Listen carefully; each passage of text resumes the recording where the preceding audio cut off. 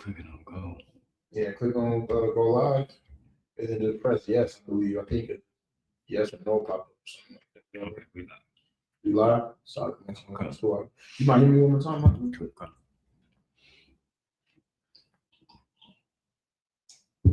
Let me get some instant pregnant. Mm-hmm.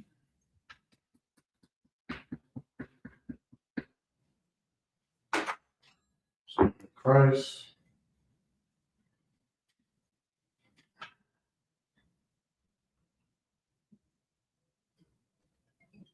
All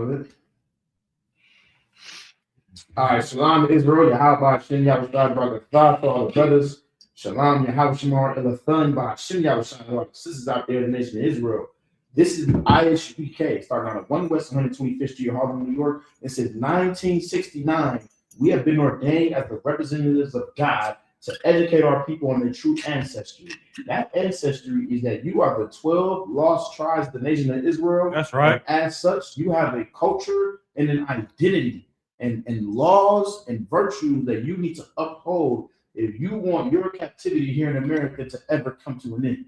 You see what I'm saying? That's right. We are now on day 5 of the Feast of Hachaanakah, and per request, we're going to go more in depth into the story of Hachaanakah, otherwise known as the Feast of Dedication. It is Hachaanakah in the Hebrew.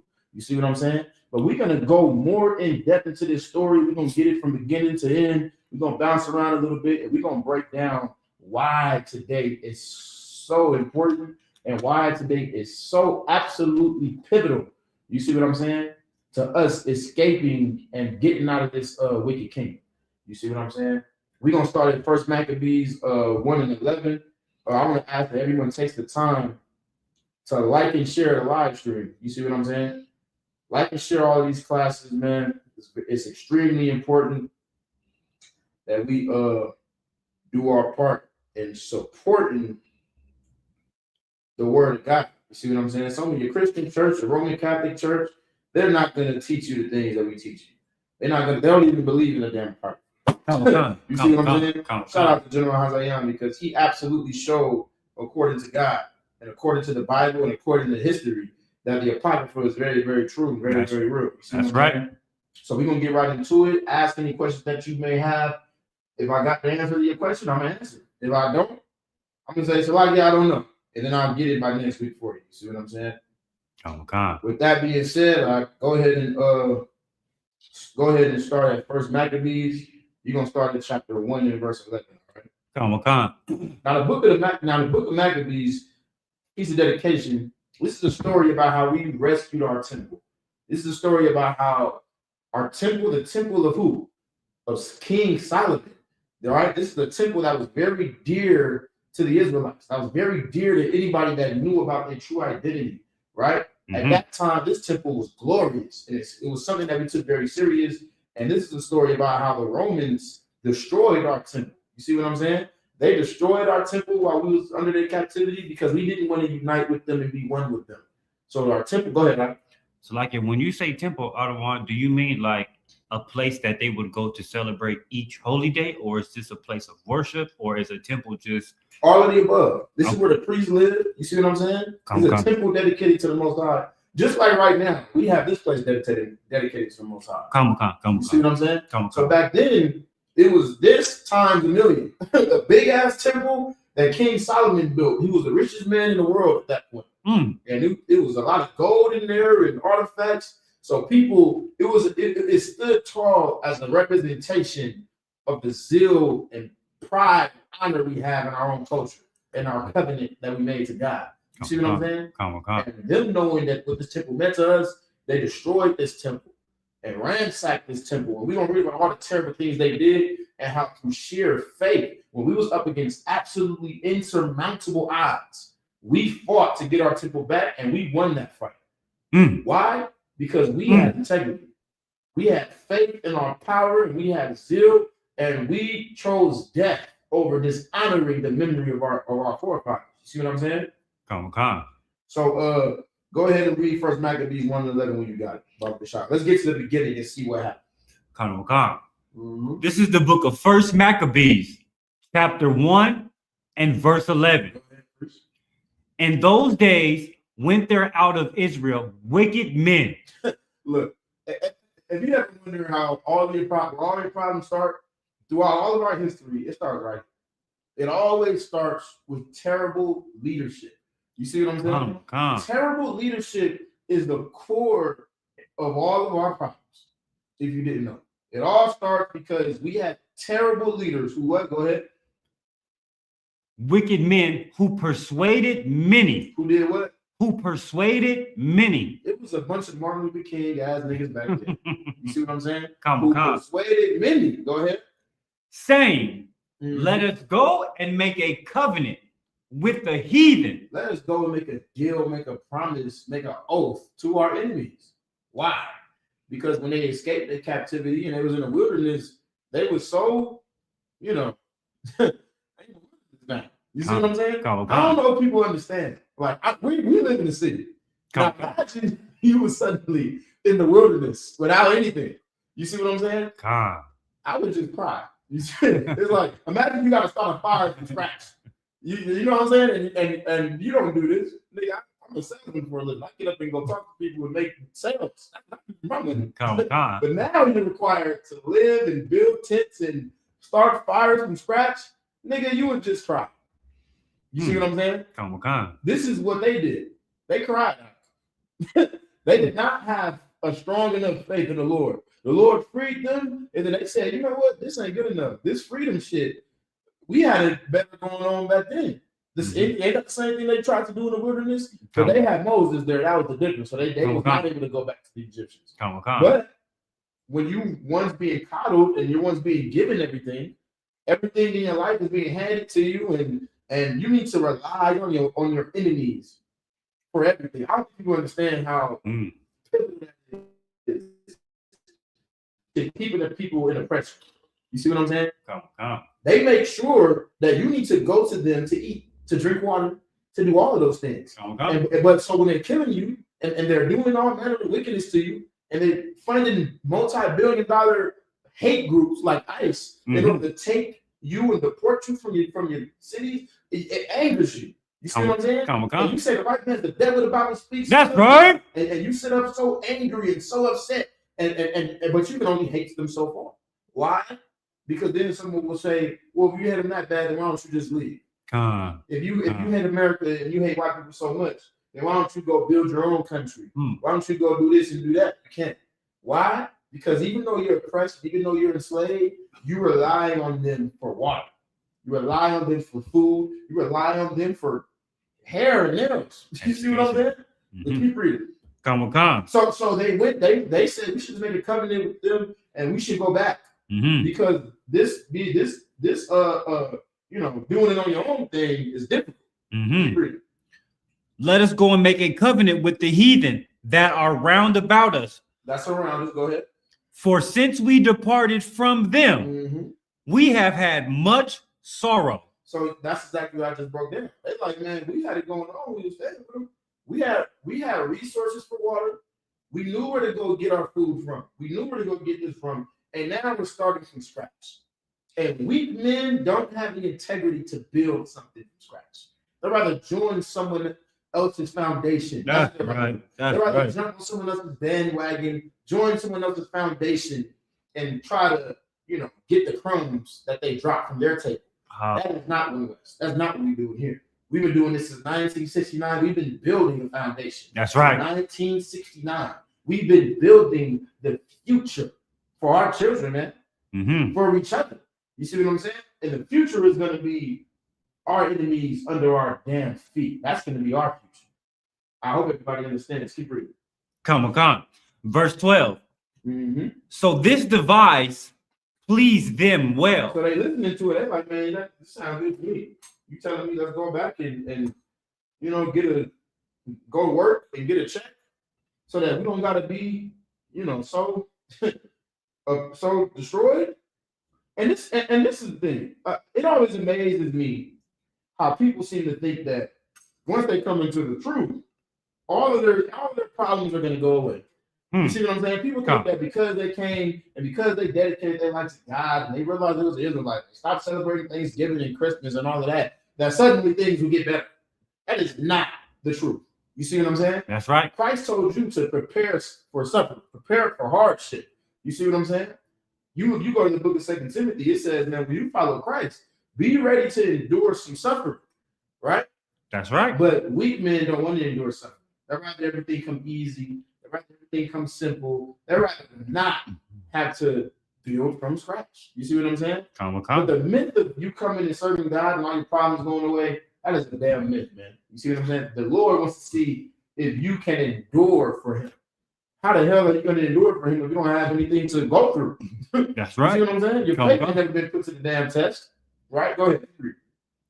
What verse you at? Verse 13, other one. Mm-hmm. Verse 13. Then certain of the people were so forward herein that they went to the king, who gave them license to do after the ordinances of the heathen. So now they went forth, they have a meeting with the king, they getting permission to, they getting hired.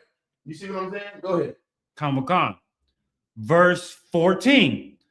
Whereupon they built a place of exercise. A place of what? A place of exercise. A place of what? Exercise. This is where your Coliseums come from. This is where your Olympics come from. Keep reading. A place of exercise at Jerusalem, according to the customs of the heathen. According to the customs of God. Of the customs of the heathen. According to the customs of the heathen. You see what I'm saying? They said, well, we need to do something for work. So they got naked and they began wrestling in Coliseums. Now you have the Spartans. Now you have all of these different, cultures that so many people are so proud of. And in reality, you were a damn slave. You see what I'm saying? So they said, you know what? We need to do something. Let's fight. Let's be the source of entertainment for our masters, which was the heathens at that time. Keep reading. Verse 15. Go ahead. And made themselves uncircumcised. They made themselves what? Uncircumcised. What does that mean? That they made themselves uncircumcised. This is very important to understand because go ahead. You want to give it a shot? If I may, this is very important to understand because people don't understand the point of circumcision and they don't understand what circumcision means in certain contexts. So these are men that's fully grown. They went to the king, right? They got this deal. So how did they become uncircumcised? When before that they were circumcised. 8 days old. That was 8 days old. You go get circumcised. That was the culture, right? So how did they become uncircumcised? What is that talking about? Go ahead. So yeah, this is obviously not talking about in a literal sense, like to become uncircumcised, but circumcised in the sense of the law, statutes, and commandments. So give me a little more. So they you are for sure. So once upon a time, they followed the law, statutes, and commandments, and now they're deciding to forsake the law, statutes, and commandments. Exactly, which made them uncircumcised. Because if you're circumcised, you would never join yourself with the heathens. That's right. If you circumcised, you would never join yourself with the enemies. This is what so many fake Israelites don't understand today. This is what so many, you got cats joining with vocab alone and trying to save white people. You are just like the men that we're reading about in 1 Maccabees 1 and 11. See what I'm saying? You're just like them. You want to make a covenant with the heathen, the people that want nothing but your destruction. You should be disgusted with yourself. You see what I'm saying? You walking in the ordinance of the heathen. You think they need to be saved? Why the hell does the people that run every goddamn thing need saved? I never understood. It's always so confusing to me. Where for whatever reason, we want to be unified with every goddamn body. We're about to read about the origin of unification. We're about to read about the origin of that weak spirit. You see what I'm saying? That so many people have on them today. All right. Keep reading. And they made themselves uncircumcised and forsook the holy covenant. They forsook the covenant of Abraham, Isaac, and Jacob. That's right. You see what I'm saying? They forsook the covenant of Moses that we made in the wilderness once we was freed from Egyptian captivity. They said to hell with not eating pork and to hell with keeping all of these laws, and we don't want to do that no more. Let's just live like Martin Luther King. Con. Let's just do that. Let's just join everybody and stop being complicated. Damn that. You see what I'm saying? I think the 15. La. Go ahead.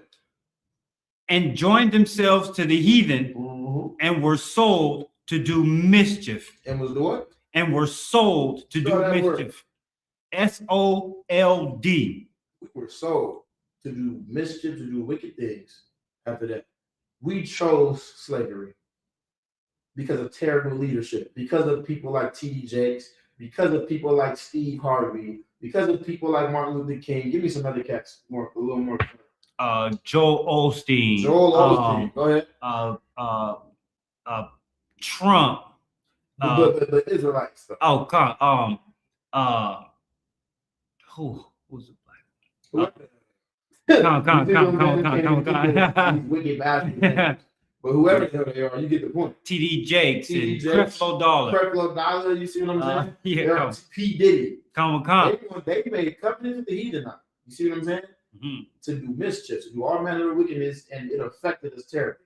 Now, was that in 15? Come. Do me a favor. Drop down to verse 34. Right? Come. But this is the start of it. This is where it all started at. It started because of terrible leadership.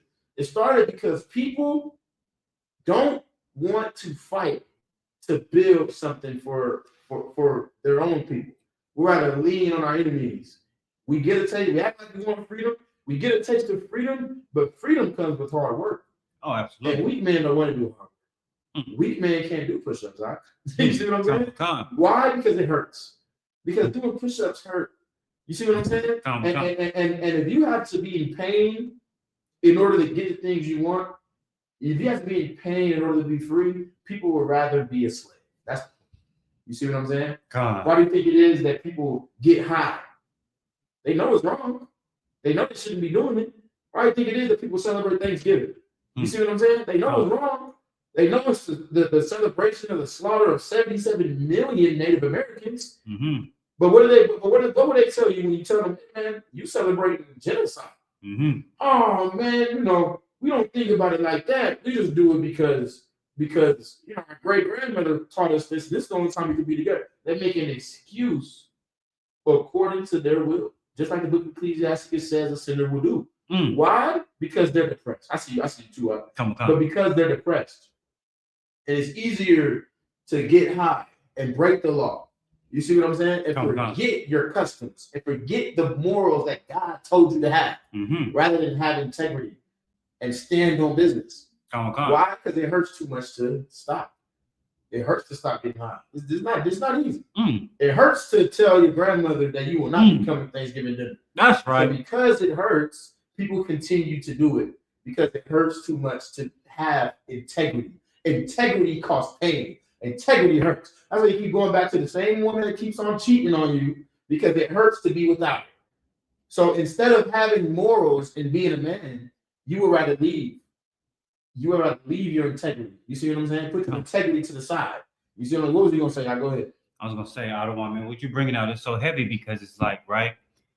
I mean, you ultimately have a choice. You can either follow the law, statute, and commandments of the Most High, or you can follow the way of the heathen. There is no, in this instance or in any instance, there is no gray area. It's either you do or you don't.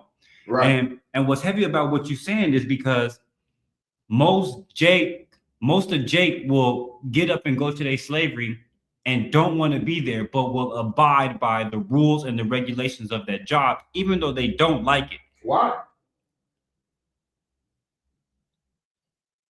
Because they're slaves. Come. What I'm saying? Come. And they would rather serve their enemies because the white man pays your bills. So you don't mind getting up and going to be a slave and doing that. That's just life. That's just what we have to do, right? But when the Lord requires you to have some integrity and some dignity and to stand on business, that's asking far too much. That's asking far too much. If we in the wilderness, we should just go back to the heathen. This is difficult. We don't know where to go. You're a traitor to your people. And the story that we're about to read about, I want you to keep in mind that it all started right here. We're about to dive deep into this history, and it all started right here. This is what led to it. Terrible leaders, weak men. Weak men create hard times. And hard times create weak men. strong men. I'm like a strong man. You see what I'm saying? Hachaanakah. When times are difficult, then men have to stand up. You see what I'm saying? Mm-hmm. Easy times create weak men. Weak men create hard times. Hard times create strong men. And strong men create easy times. That's how the saying goes, right? Hachaanakah. That's right. That's exactly what it is. So That's when right. weak men created these hard times, we're going to read about the very important and beautiful brothers. You see what I'm saying? Our ancestors, man, that stood up when times was hard and became strong and defeated armies that it was a miracle. Like, there's no way we should have been able to, there's no way 4,000 soldiers should have been able to beat 100,000 of our enemies. But we did it, and we did it through faith. Now, what the hell are you going to do in this life? You see what I'm saying? Keep reading. Hachaanakah. The book of 1 Maccabees, chapter 1 and verse 34. Go ahead. And they put therein a sinful nation. So look, so just to catch you up. Now, whenever something terrible happens like this, there's always a small group of brothers that's like, to hell with joining with the heathen. I'm not doing that. To hell with standing with our enemies and forsaking the laws of our forefathers. It's always the remnant of those brothers. That's what they were. Weak men. No. These men did not want to join the heathen. Oh, God. Oh, these were strong men. These were strong men. But no, you are. These were strong men, but these brothers were one West. That's what these brothers were. That's right. These were one West men that was not going to compromise their integrity. You see what I'm saying? They absolutely refused to compromise their own integrity. You see what I'm saying? That's Let right. me know if we got any questions or anything like that online as well. You know, Hachaanakah. but this is always the answer to Black people and Hispanic people and Native Americans trying to stand up for themselves. Read that again in the top. Hachaanakah. And they put therein a sinful nation. So they're going to put Chinese people over you, Arabs in your communities. You see what I'm saying? They're going to put, East Indians in your communities and Africans over in your communities. And yeah, that's right. And those are the ones that's going to own all of the liquor stores. They're going to own all of they own the hair salons, goddamn. Hachaanakah. You see what I'm saying? You got to go to them for they control fried chicken. They control every goddamn thing. They control chicken and gas. You can't drive to work without it. These are sinful nations that have no integrity. That a Chinese man gets hungry, he'll eat anything. Eat a damn roach or a bat or a cat, and it doesn't matter to him. He's hungry. You see what I'm saying? I don't know what integrity means. Keep reading. And they will put therein a sinful nation, wicked men, and fortified themselves therein. And they fortified themselves in our communities. Have you ever heard of that? Am I telling you something that sounds unfamiliar to you? Look at Los Angeles. Look who's there now. Look at Harlem. Look at Chicago. In our communities where it was once all Black people, now you're seeing a lot of white people, a lot of Asians, a lot of all of those things. This was gentrification 6,000 years ago. You see what I'm saying? This is where it started. You're reading about it right here. Keep reading. Hachaanakah. Go ahead. And fortified themselves therein. Verse 35. They stored it also with armor and victuals. And when they had gathered together the spoils of Jerusalem. What does that mean? You got to gather together the spoils of Jerusalem. Go ahead. When they converted over enough of Israel, they sort of like they destroyed Israel. And all of the things that we held holy and important, they took. You see what I'm saying? They took all of those things, like all of our gold and things like that. They took that for themselves. You see what I'm saying? Keep reading. Hachaanakah. When they gathered together the spoils of Jerusalem, they laid them up. They laid them up there, and so they became a sore snare. Keep reading. Hachaanakah 36. For it was a place to lie in wait against the sanctuary and the evil adversary to Israel. Damn right. Go ahead. Hachaanakah 37. Thus they shed innocent blood on every side of the sanctuary. What did they do? They shed innocent blood. What type of blood? Innocent blood. What type of blood? Innocent blood. They shed innocent blood. They ransacked our temple. They took all of our goods out of the temple, and they shed innocent blood of Israelite men, women, and children on every single side of that temple that we held so dear. You see what I'm saying? Mm-hmm. Keep reading. They shed innocent blood on every side of the sanctuary and defiled it. And did what? And defiled it. And defiled it. Made it unclean. Keep reading. 38. Insomuch that the inhabitants of Jerusalem fled because of them. What happened? The inhabitants of Jerusalem fled because of them. Now you don't even recognize your own home anymore. And your enemies are there taking everything over. And you have to get away. And keep in mind, we asked for this. This is what we wanted. The terrible leadership that those cats whose names wasn't even worthy of mentioning. You see what I'm saying? Because they was TD You ever wonder? We all know that reincarnation is real. If you wondering who TD Jakes was in the past life, who Martin Luther King was in the past life, we read about him in First Maccabees 1:11. That's what these cats were. They just wanted to join together with the heathen, and then afterwards they realized they made a mistake. Just like Martin Luther King said, I led my people into a burning house. I led them into this burning building. Damn. That white box wasn't even worth it. But it's too late because the damage is done, and now this will be your reputation. You see what I'm saying? Keep reading. Come on. Jerusalem fled because of them, whereupon the city was made an habitation of strangers. What? A habitation of strangers. This is gentrification 6,000 years ago. Your communities is now a habitation of strangers. Look at the streets of Chicago, Harlem. You see what I'm saying? Come. They used to come by and look at us like we was a damn zoo.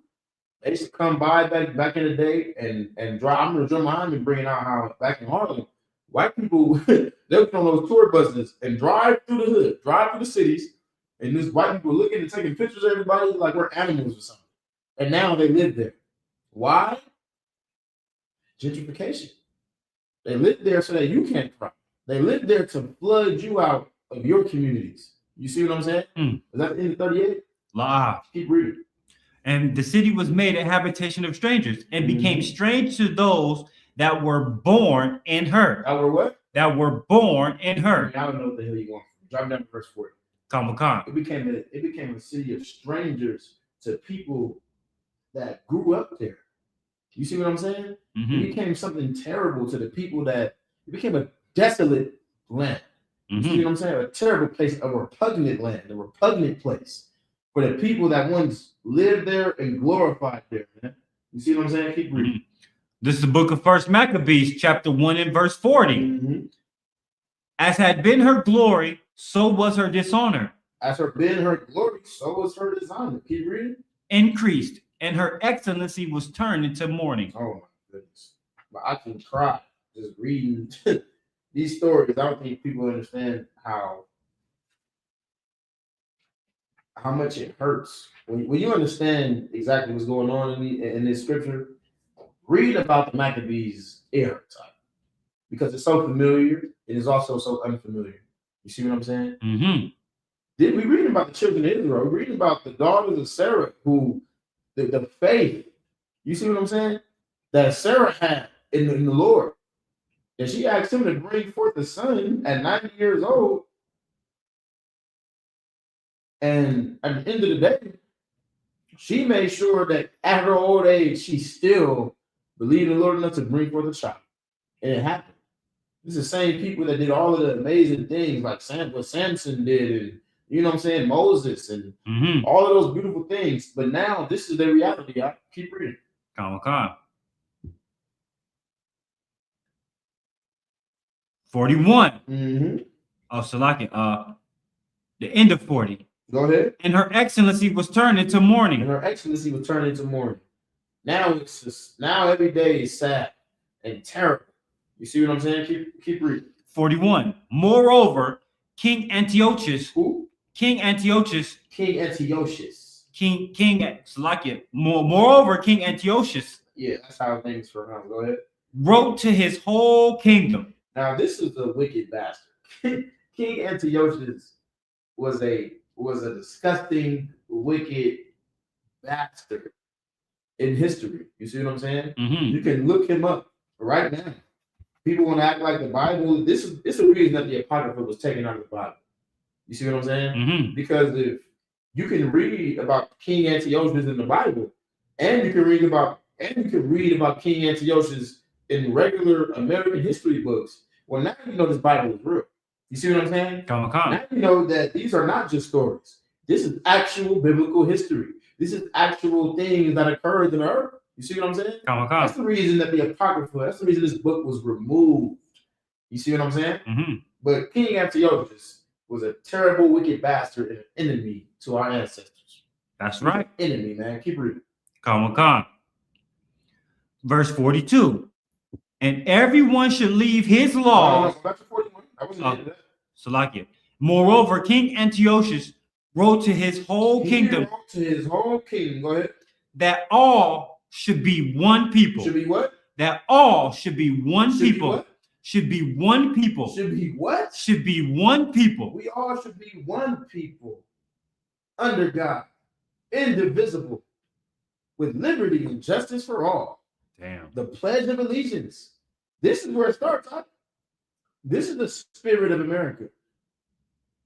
This is the spirit that these fake Israelites embody today. They embody the spirit of King Antiochus, saying that white people can be saved. We should all be one. This is the spirit of Christians. You see what I'm saying? Christians don't realize how evil and how wrong their belief system is. You see what I'm saying? Mm-hmm. You got the spirit of an enemy of the Jews, man. You see what I'm saying? Keep reading. Verse 42.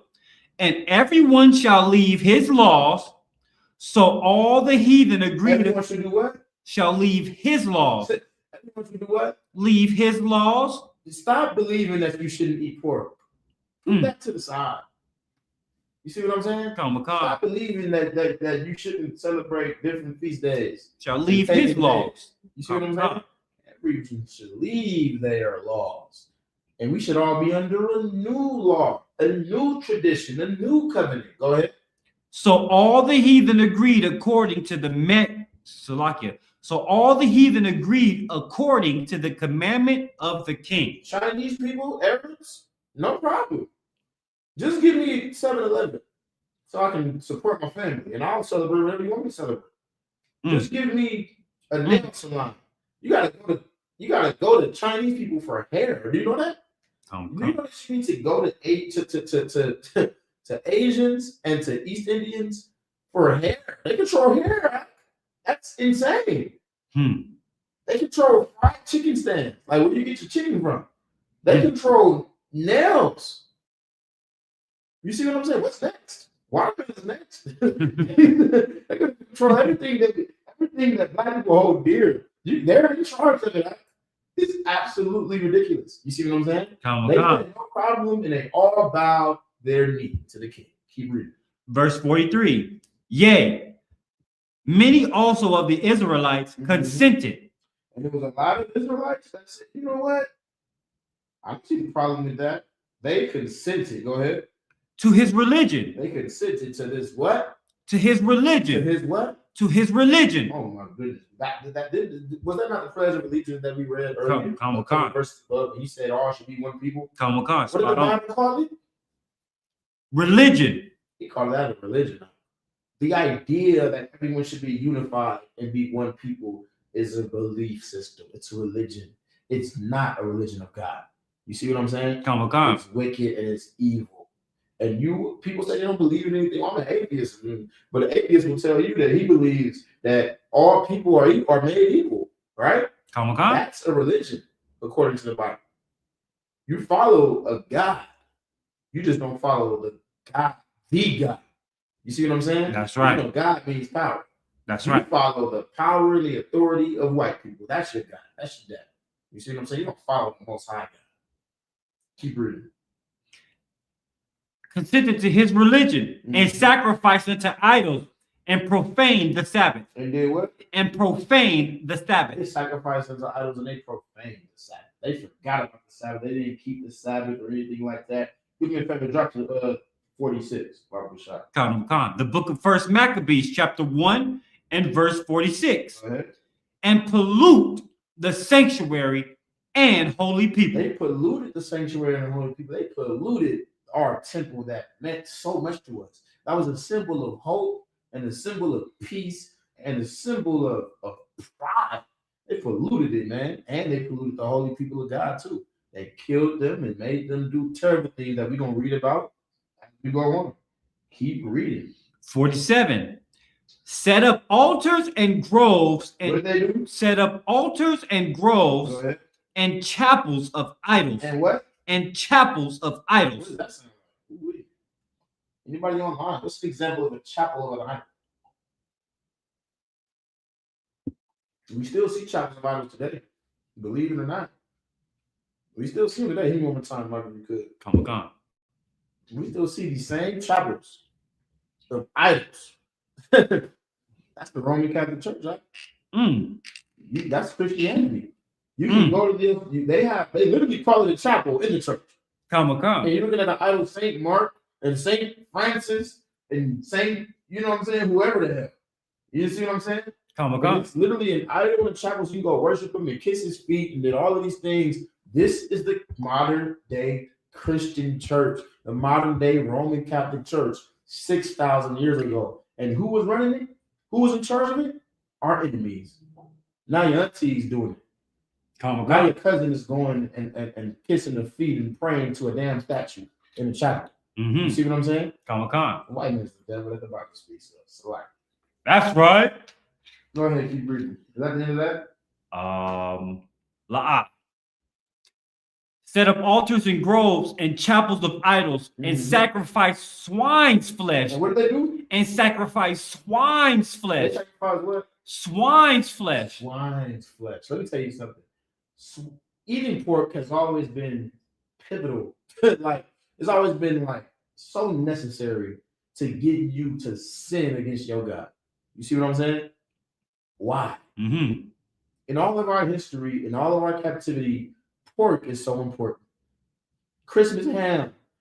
You see what I'm saying? King Antiochus wanted us to eat some. He's sacrificing swine's flesh. We're gonna read in a couple stories how they put forced pork in our mouths. Why is pork so important? What is it about? What is it about swine's flesh that is so pivotal to the heathen to control us? Go ahead. What do you think? Why do I think we eat? Why is swine's flesh so important to keep Israelites slaves? Why does pork matter? Go ahead. Because it's one of the things that I believe that our oppressor and our enemies know that is against one of the commandments. Well, there's a lot of things against the commandment of God, right? Come on. But why pork? it's so many things that get you to sin by doing a million different things, right? Come on. So why is pork so important and pivotal to every single society that tries to corrupt us? Why? What is it about pork? I don't know. Anybody online? Why is pork so crucial? You know, it always bothers me when people, you know, I'm not even gonna say it. I'm gonna give it away. But what is it about pork? You see what I'm saying? Anybody online is watching. I'm gonna give y'all a moment and I'm just gonna say it. If anybody gives an answer, you know, you can go ahead and read it off. Come on. Think about it. Every single time you're in captivity, they want you to eat swine's flesh. They want to cook pork and they promote pork.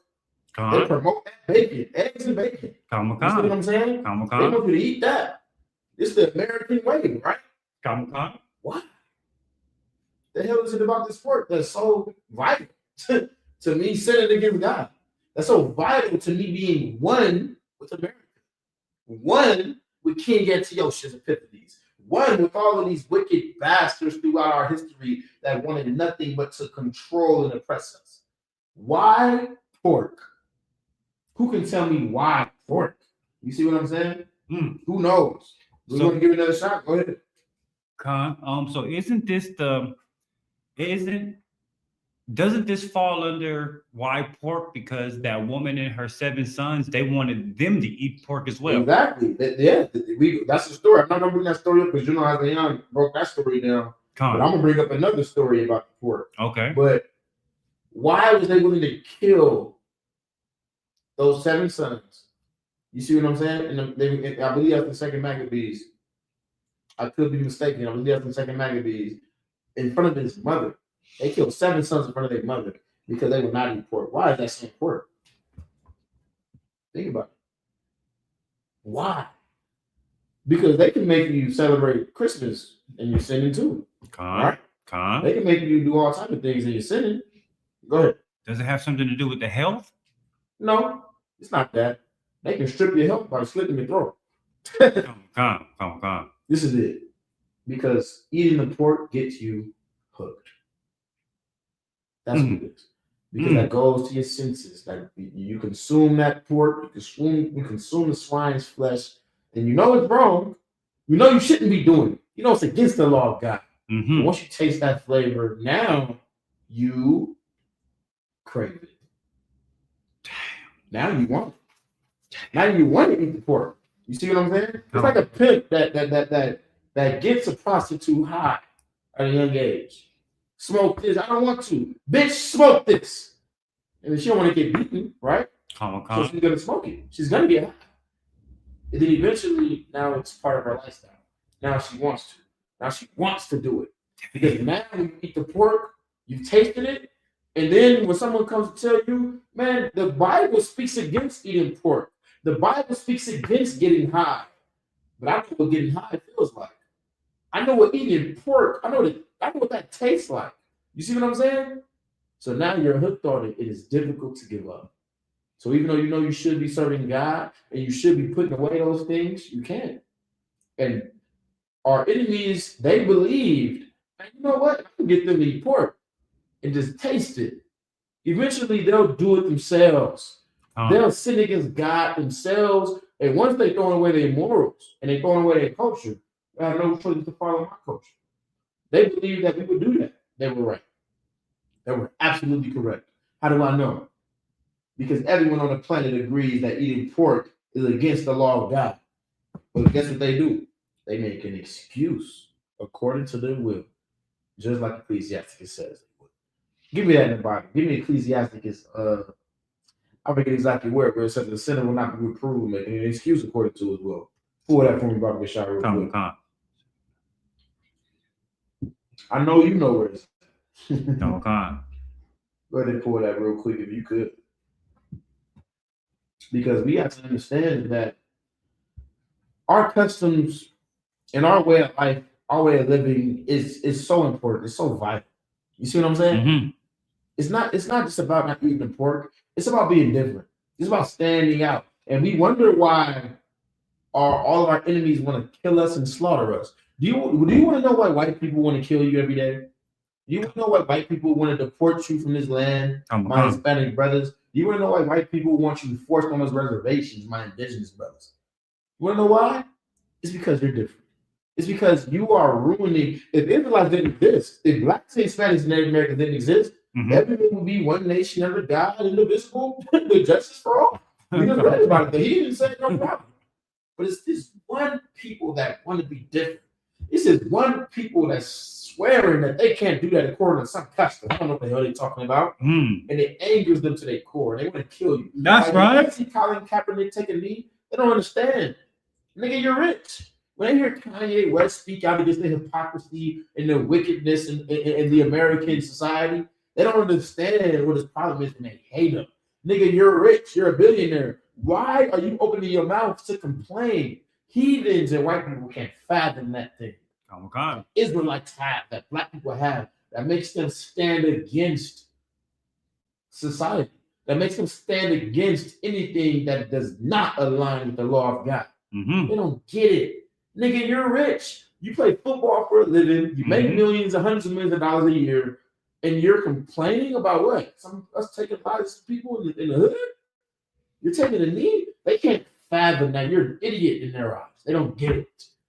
But we do that because it's in our core, it's in our DNA to not stand with the heathen. Come on. The people don't understand it, but we're reading about it right now. You got the scripture for me? Come on. This is the book of Ecclesiasticus and the Apocrypha, Mhm. chapter 32 and verse 17. Go ahead.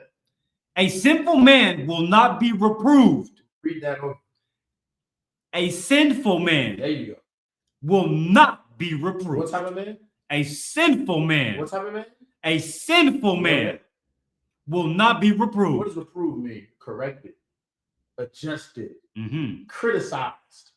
That's what it means to reprove somebody. You're criticizing them. But a sinful man, go ahead.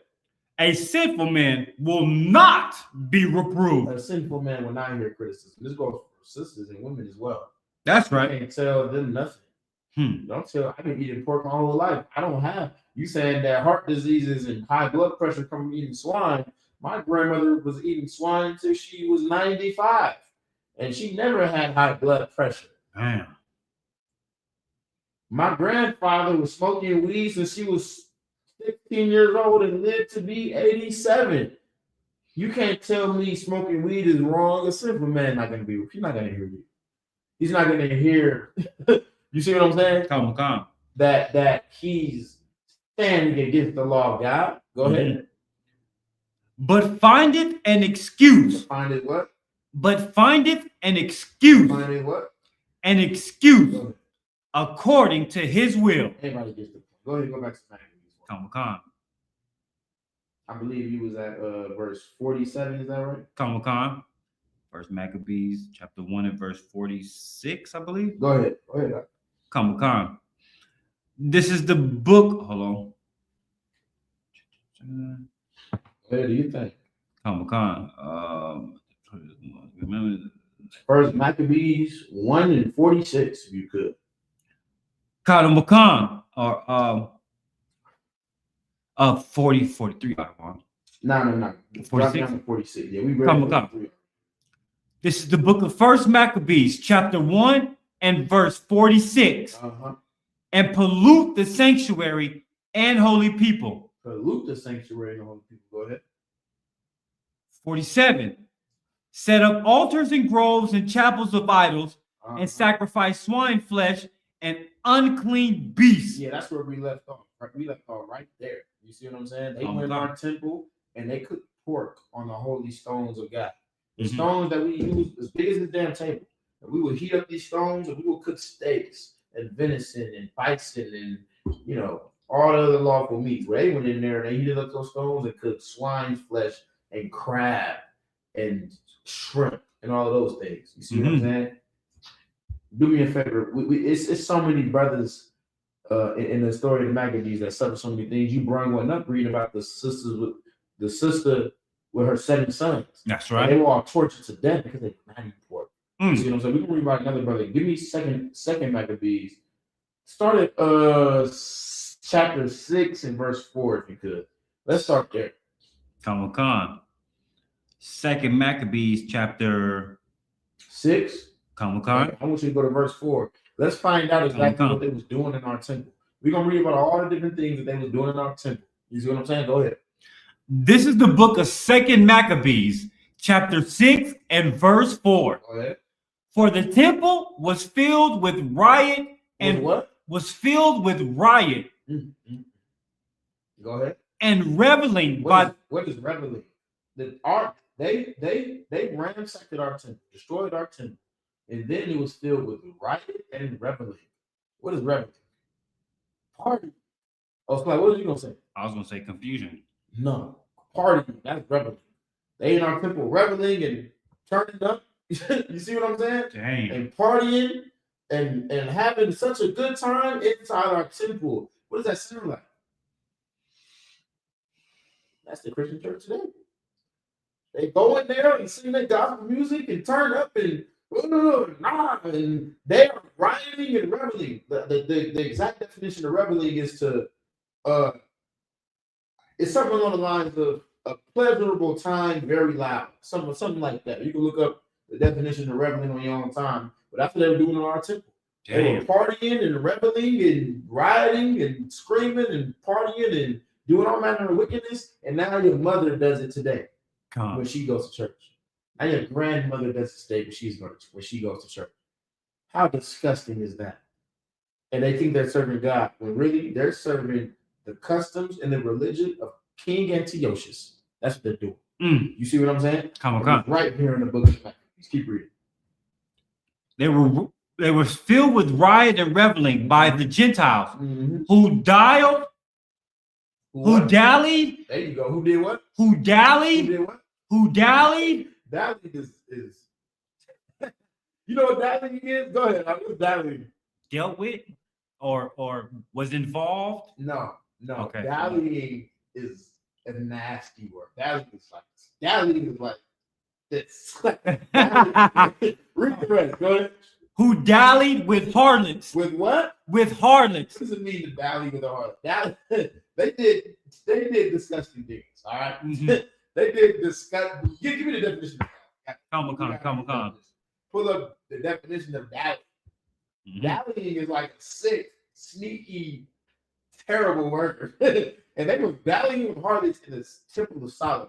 And it's funny, but it's not funny because this was the temple that gave our people their honor. You see what I'm saying? Come on. All right, that temple was a symbol of our honor and serving God. You feel me? That's what it represented. And they was dallying in that temple with harlots and cooking swine's flesh on our stones, man. These wicked sons of bitches. What's the definition of dally? Go ahead. Come on. The definition of dally. Have a casual romantic or sexual liaison. Having what? Having a casual romantic or sexual liaison. It wasn't marriage. It wasn't anything serious. They had casual sexual relations. You see what I'm saying? It's casual romantic sexual relations with these whores in our temple. Does not that sound like the Christian church? Commander Jeremiah brings out all the time, all of these different stories of all of these different pastors that has whores in the church, and he's having sex with them, he's doing all of that, and they're following the culture of God. You are not. You're following the culture of King Antiochus. That's right. See what I'm saying? Keep reading. Show a casual interest in something without committing oneself seriously. Without committing. They're dallying with whores. Something they can just put their penis in and throw away and be done with, because they just succeeded in ransacking and destroying our temple, ransacking and defiling the symbol of our honor. You see what I'm saying? Go back to the Maccabees. Come on. This is the book of 2 Maccabees, chapter 6 and verse 4. For the temple was filled with riot and reveling by the Gentiles who dallied with harlots and had to do with women within the circuit of the holy places. And besides that, brought in things that were not lawful. Brought in things that was not lawful, like whores, like swine. Go ahead. Go ahead. Go ahead. You say I use the bathroom? Yeah, go ahead. You swallow up, you know what I'm saying? I definitely understand. I'll be up here myself sometimes like, damn, I'm live. But you know what? I'm live, but I gotta go to the bathroom now. Sometimes I stand up and just go and be like, keep reading. You know what I'm saying? We was laughing about that earlier. But this is the thing that they were doing in our temple. Why was they sleeping with whores in our temple? Why was they bringing swine in our temple? To shame us. It was meant to be disrespectful. It was meant to be something that was like, I can't believe that they're doing this. But you should look at yourself and realize that now you are doing this disgusting and terrible thing willfully. You see what I'm saying? You go to church. If you're a goddamn kid, you don't understand what the hell going on. You see people they're riding and reveling in church and turning up and gospel music playing, and they running all around, lifting their skirts up and shaking, and that's some reveling that's going on when they do that thing in their church, man. You see what I'm saying? And it's absolutely disgusting against the law of God. That's not who we are supposed to be. You see what I'm saying? Do me a favor. I want you to drop down to verse 18, because the title of his class is the integrity of Alaizar, and that's what we're gonna read about right now. Alaizar was just a hardcore, amazing brother, man. Amazing example. You see what I'm saying? Alaizar, the name Alaizar means, if I'm not mistaken, the name Alaizar means God helped him, or he was helped by God, something along those lines, somebody could pull it up online and find out, and then type it in the chat. It's perfectly fine. You could announce that they do. But that's who Alaizar was. And the title of this class is the integrity of Alaizar. Let's find out why. Go ahead, read for me. Hachaanakah. This is the book of 2 Maccabees, chapter 6 and verse 18. Go ahead. Alaizar, Alaizar. like it. One of the principal scribes. One of the what? One of the principal scribes. An aged man. A what? An aged man. An aged man. Say he was a principal scribe. What's a scribe? Someone that's of a royal family. Okay. Now, he's not royal the way like, oh, this is a king. His bloodline is so royal. This was a royal man, a principal scribe in the sense of his reputation and the reputation of where he came from. Who upkept the law of God. Right? Keep reading. And of a well-favored countenance. And of a what? And of a well-favored countenance. Meaning he was known for his zeal and for his integrity in serving God. That's what he was known for. Keep reading. Amongst people throughout his life that did not serve God. Keep reading. Was constrained to open his mouth and to eat swine's flesh. And was constrained to open his mouth and to eat swine's flesh. Do that again. And was constrained to open his mouth and to eat swine's flesh. This is why I'm saying that. Because people love to talk about how my ancestors died so I can vote. My ancestors died so I can do this. What's something else they say their ancestors died so they can do? Vote. Vote, or what else? Whatever the hell they said. Come on. My ancestors died so I can vote. No, the hell they didn't. But your ancestors did die so that you can have the right to not eat pork. That's what they did die for. They died so you can have the right to not celebrate Thanksgiving. That's what we read about with the 7 sons and their mother.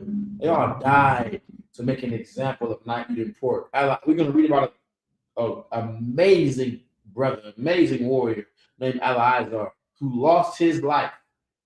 No, I don't want to say lost. Who gave his life. That's right. You cannot eat swine's flesh, man. And now today you eat it willingly. You're going to eat pork this Christmas. You see what I'm saying? You're going to eat swine's flesh this Christmas. It's going to happen. You see what I'm saying? Read that again from the top where you was just at about they constrained him. Somebody, go ahead. You can click comments. If it's any comment you see, you can click it. You know what I'm saying? Put it on the screen. Let them know that we see them. Whether you're watching them as well. Shout out to the priest and officer Karates. I saw you commented earlier and things like that. But read that for me again. The verse 18. The book of 2 Maccabees, chapter 6 and verse 18. I believe that was the end of 19 when it was talking about how they constrained him to eat swine's flesh. So like it. Was that 18 still? Come on. Go ahead. Alaizar, one of the principal scribes, an aged man, and of well-favored countenance. This was a man with a reputation. Go ahead. Was constrained. Was what? Was constrained. He was an older brother. This brother was 90 years old. We're going to get his age a little bit later, but this brother, I'm going to tell you, I'm just jumping ahead. This brother was 90 years old. They constrained him and held him down. Why? Read again. To do what? To open his mouth and to eat swine's flesh. Trying to stay constrained this 90-year-old man, a black man, held him down and was trying to shove pork in his mouth. That's what they were trying to do. Keep reading. Verse 19. But he, choosing rather to die gloriously. Choosing what? Rather to die gloriously. What did he do? He chose to rather die gloriously. Go ahead. Than to live stained with such an abomination. Oh my goodness. This is what we have to understand. If you're not in the ISUPK, this is something that's very hard to understand. Because people will do ridiculous things and disgusting things just to spare their own life. Come on. I hate to even bring this up. I've seen cats, they get caught by their apps, and then their apps will do the gayest thing of all time. They'll make them kiss each other live on camera. I know you know what I'm talking about. Come. Just die. Just choose what Alaizar chose. You see what I'm saying? Come. There are fates worse than death. That's very true. Mm-hmm. You see what I'm saying?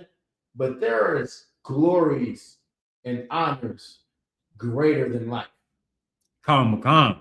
There's right. There's fates worse than death, but there are things far more precious than life. I want you to remember that. Keep reading. Hachaanakah. Than to live stained with such an abomination. Go ahead. Spit it forth, and came of his own accord. So they're trying to shove the pork in his mouth. They hold him down like, eat the damn pork, eat the pork. And he spit it out. He spit out the pork. That's right. You see what I'm saying? Hachaanakah.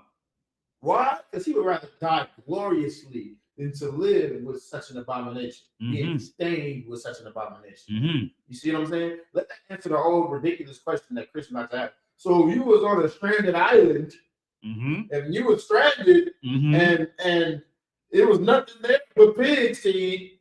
You see what I'm saying? What would you do? I would just die. Hachaanakah. That's right. That's what the Bible tells you to do. Hachaanakah. It's better to die than to live stained with such an abomination. I would rather lose my life. You see what I'm saying? You're on the stranded island anyways. You might as well just die. Goddamn. You're sitting there on a deserted island. You in your magical island full of hogs. I guess somewhere on other times of the world is this island that has nothing but pigs on it. Nothing but ribs and pork chops. Somewhere. I don't know. I guess somewhere in this. And people go there all the time and they get faced with this option. They get faced with this amazing option to either die or eat some ribs. I don't know. But you should just die than disrespect the memory of God. And why do you ask that question? They ask that question of what would you do if you was stranded with nothing but pork to eat? Because they care about nothing but saving their own hides. They don't care about glorifying. First of all, they don't believe in God. You have to understand that Christians don't believe in God. Because if they did, when they read that God is killing you for eating pork, they would eat pork. Why would you do something that would purposely, decline your health? It's like, you see what I'm saying? Hachaanakah. If they believe that there's an entity out there that would kill you because you chose to eat swine's flesh rather than follow this person's law, I don't even say this person, this God's law, the Most High's law, would never do that. People would never get high if they believe that God would kill them for it. Who do you know that would go 100 miles an hour in traffic the opposite direction? No one, because they want a sure way to die. Eating pork is a sure way to die too. But people do it because they don't believe God exists. Getting high is a sure way to die. But people do it because they don't believe God exists and will actually punish them. You see what I'm saying? Celebrating Thanksgiving is a sure way to die. Because they don't think that anything bad is actually going to happen. You see what I'm saying? That's important to keep in mind as well. When you come in here, you are required to change. Because there's someone out there that does everything in their power. The angels of God, they're going to report everything that you did, everything that you do in your past time. People think that they can hide from changing in here. No, you can't. You want to know why? Because angels are sitting here in this room right now, and they're writing down and making a report of your every action. You see what I'm saying? That's Alaizar knew that at his old age, angels were watching. God was watching, and God wanted to see what he would choose. Would you choose him? Or would you choose the ways of the heathen? Would you choose him who could destroy your soul and your body in hell? Or would you serve the person that's just capable of destroying your body? I guess. You want to say something? Somebody just asked if the questions had to be on topic. Who asked that? Seed of David, Israel. The question doesn't have to be on topic, Mr. Seed of David. I will assume you're a Black or Hispanic or Native American man. Your name is a Seed of David. You can ask whatever it is you want to ask. That's why we're here. This is a scripture breakdown class. So that's right. That you want to ask, feel free to ask. You see what I'm saying? That's right. Ask correctly. You see what I'm saying? That's right. Go ahead, keep reading. Hachaanakah. This is the book of 2 Maccabees, chapter 6 and verse 19. Go ahead. But he, choosing rather to die gloriously than to live stained with such an abomination, go ahead, spit it forth and came of his own accord to the torment. He said, you know what? I refuse to eat pork. And he got up and he walked to the tournament to die because that was the penalty for not eating pork. And people have to understand this. That was, it was like, if you don't eat this pork, they're going to torture you and take your life. They're going to torture you first to see if you would break. And then when you didn't break, they would just kill you. So he got up and he walked to the tournament because he refused to disobey the law of God. You see what I'm saying? And this is what our people was going through at that time. What the hell are you struggling with? Cigarettes or something? What are you struggling with? Your grandmother that told you to make sure you come through for Christmas? Is that your problem? Is that what you're struggling with right now? Come on, man. You could never have retaken the temple. You could never have done the things that Judas Maccabees and Mattathias and all of those amazing brothers did. Because your problems are poor. Your problems are small and weak. Keep reading. Hachaanakah. Verse 20. As it behooves them to come that are resolute to stand out against such things as are not lawful for love. That's an amazing word right there. Resolute. You see what I'm saying? It's resolute to stand against the evil of King Antiochus. Keep reading. Hachaanakah. That are resolute to stand out against such things as are not lawful for love, as are not lawful. As are what? As are not lawful. He chose to stand out against the things that were not lawful. Go ahead. For love of life to be tasted. For love of life to be tasted. Keep reading. Verse 21. But they that have the charge of the wicked feast, for the old acquaintance they had with the man, taking him aside, besought him to bring flesh of his own provision. So the ones that was in control, right? These was his friends. This is the people he grew up with. They said, you know what? These are people that cared about him. And they said, we don't want you to die, Alaizar. Don't die over pork. Okay, how about this? Why don't you go get your own food? Read that last part. Hachaanakah. It says besought him to bring flesh of his own provision. Said, go get the food that you are allowed to eat. Go get the food. Okay, I don't want you to die. Go get what's lawful food. What's food of our own provision? Lamb, steak, bison, deer. You see what I'm saying? What else? Chicken. Go get your chicken. Go get your fried chicken that you love so much. With gills. Go get your fish with the gills and scales and all of that. Hachaanakah.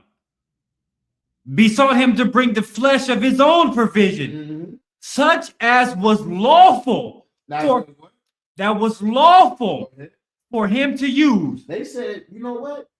This isn't worth your life. Go get your food that you allowed to eat. Keep reading. Hachaanakah. That was lawful for him to use, and make it as if he did eat the flesh taken from the sacrifice commanded by the king. By the sacrifice what? By the sacrifice of the king, commanded by the king. They said, you know what? Just go get your lamb or your steak and pretend like you're eating the pork. That way you don't have to die. That way you don't have to be tortured and killed. These was his friends. They cared about him. They loved him. You see what I'm saying? That makes sense, right? Sound like it makes sense? Sounds like a deal that fake Israelites would take.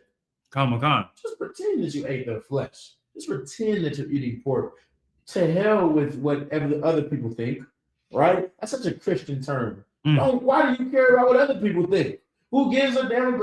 Do what you do. Don't worry about what other people think. Why don't you care about your reputation and the way that you're viewed by your peers? That's a very Christian and King Antiochus way of thinking.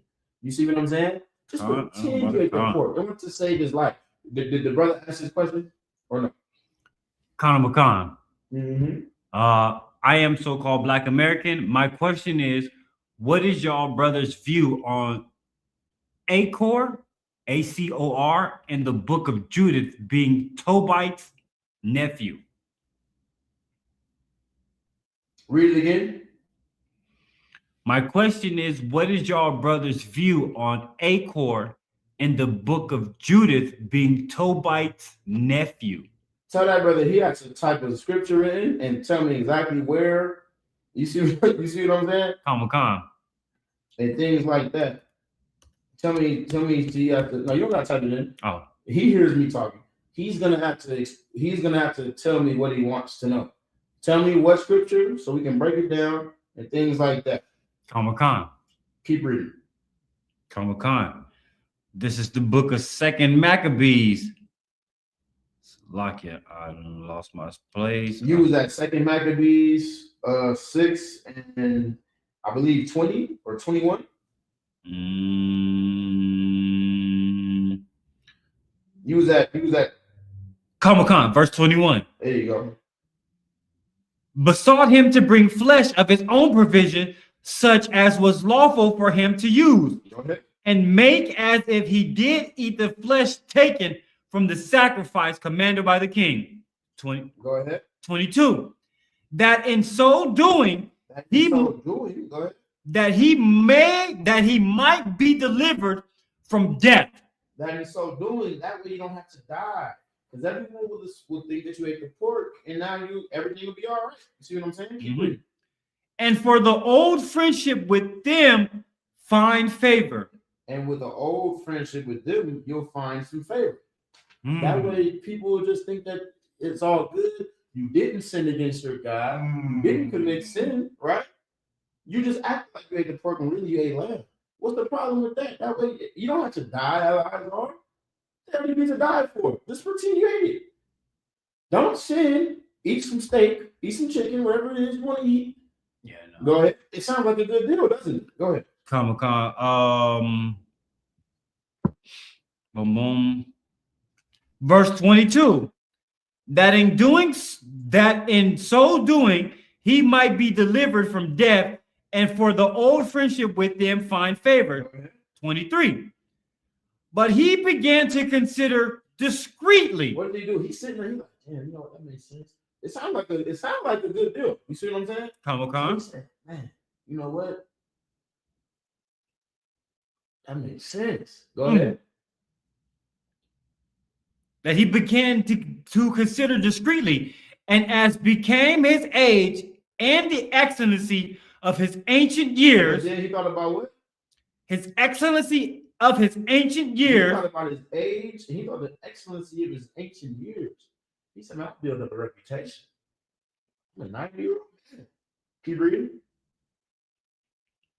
And the honor of his gray hair. And the honor of his gray hairs. He thought about that. He, throughout all of the wisdom he didn't got for it. You see what I'm saying? He thought about the gray hairs he didn't build up. You see what I'm saying? Go ahead.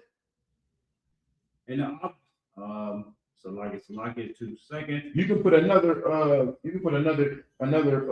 piece of charcoal here if you want to burn some more incense. Hachaanakah. But read that first. Hachaanakah. Hand it to me. I'll do it. Hand me the charcoal. Hachaanakah. Verse 20. Verse 23. The excellency of the ancient years and the honor of his gray head, whereon was become in his most honest education from a child. I grew up my entire goddamn life doing this thing. I grew up my entire goddamn life not eating pork and saying that we ought to obey the law of God and all of those different things. It should be a rapper over there somewhere, like a plastic gray rapper. Yeah, give me one of those. You keep reading. I'll get it to me. I'll do it. Hachaanakah. Yeah. Whereon was come in his most education from a child. Go ahead. Or rather the holy law made and given by God. By who? By God. So he's thinking about all of these things. He said, man, I'm an elder. I'm older. You see what I'm saying? Hachaanakah. I'm a grown man. Hachaanakah. And I don't know if having the reputation that I've had throughout my life, if this would be the right thing to do. You see what I'm saying? Keep reading. Therefore he answered accordingly and willed So them. what did he do? He answered accordingly and willed them. So after thinking about all of those things, he answered accordingly. Okay. And what did he say? Go ahead. To send him to the grave. What did he do? To send him to the He grave. said, you know what? You have to send me to the damn grave. Go ahead. Verse 24. For it becometh not our age, What's that said. mean? We too old to be lying. We too old to be sitting up pretending and Faking the phone. and faking the funk and all that. Go ahead. Hachaanakah. For it becometh not our age, said he, and any wise to dissemble. So Where what does it mean to dissemble? To lie. That's what it means to dissemble. To dissemble. We too old to be lying.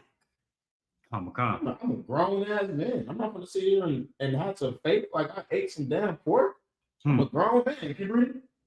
Whereby many young persons, By what? whereby many young persons, Because at the end of the day, I built a reputation.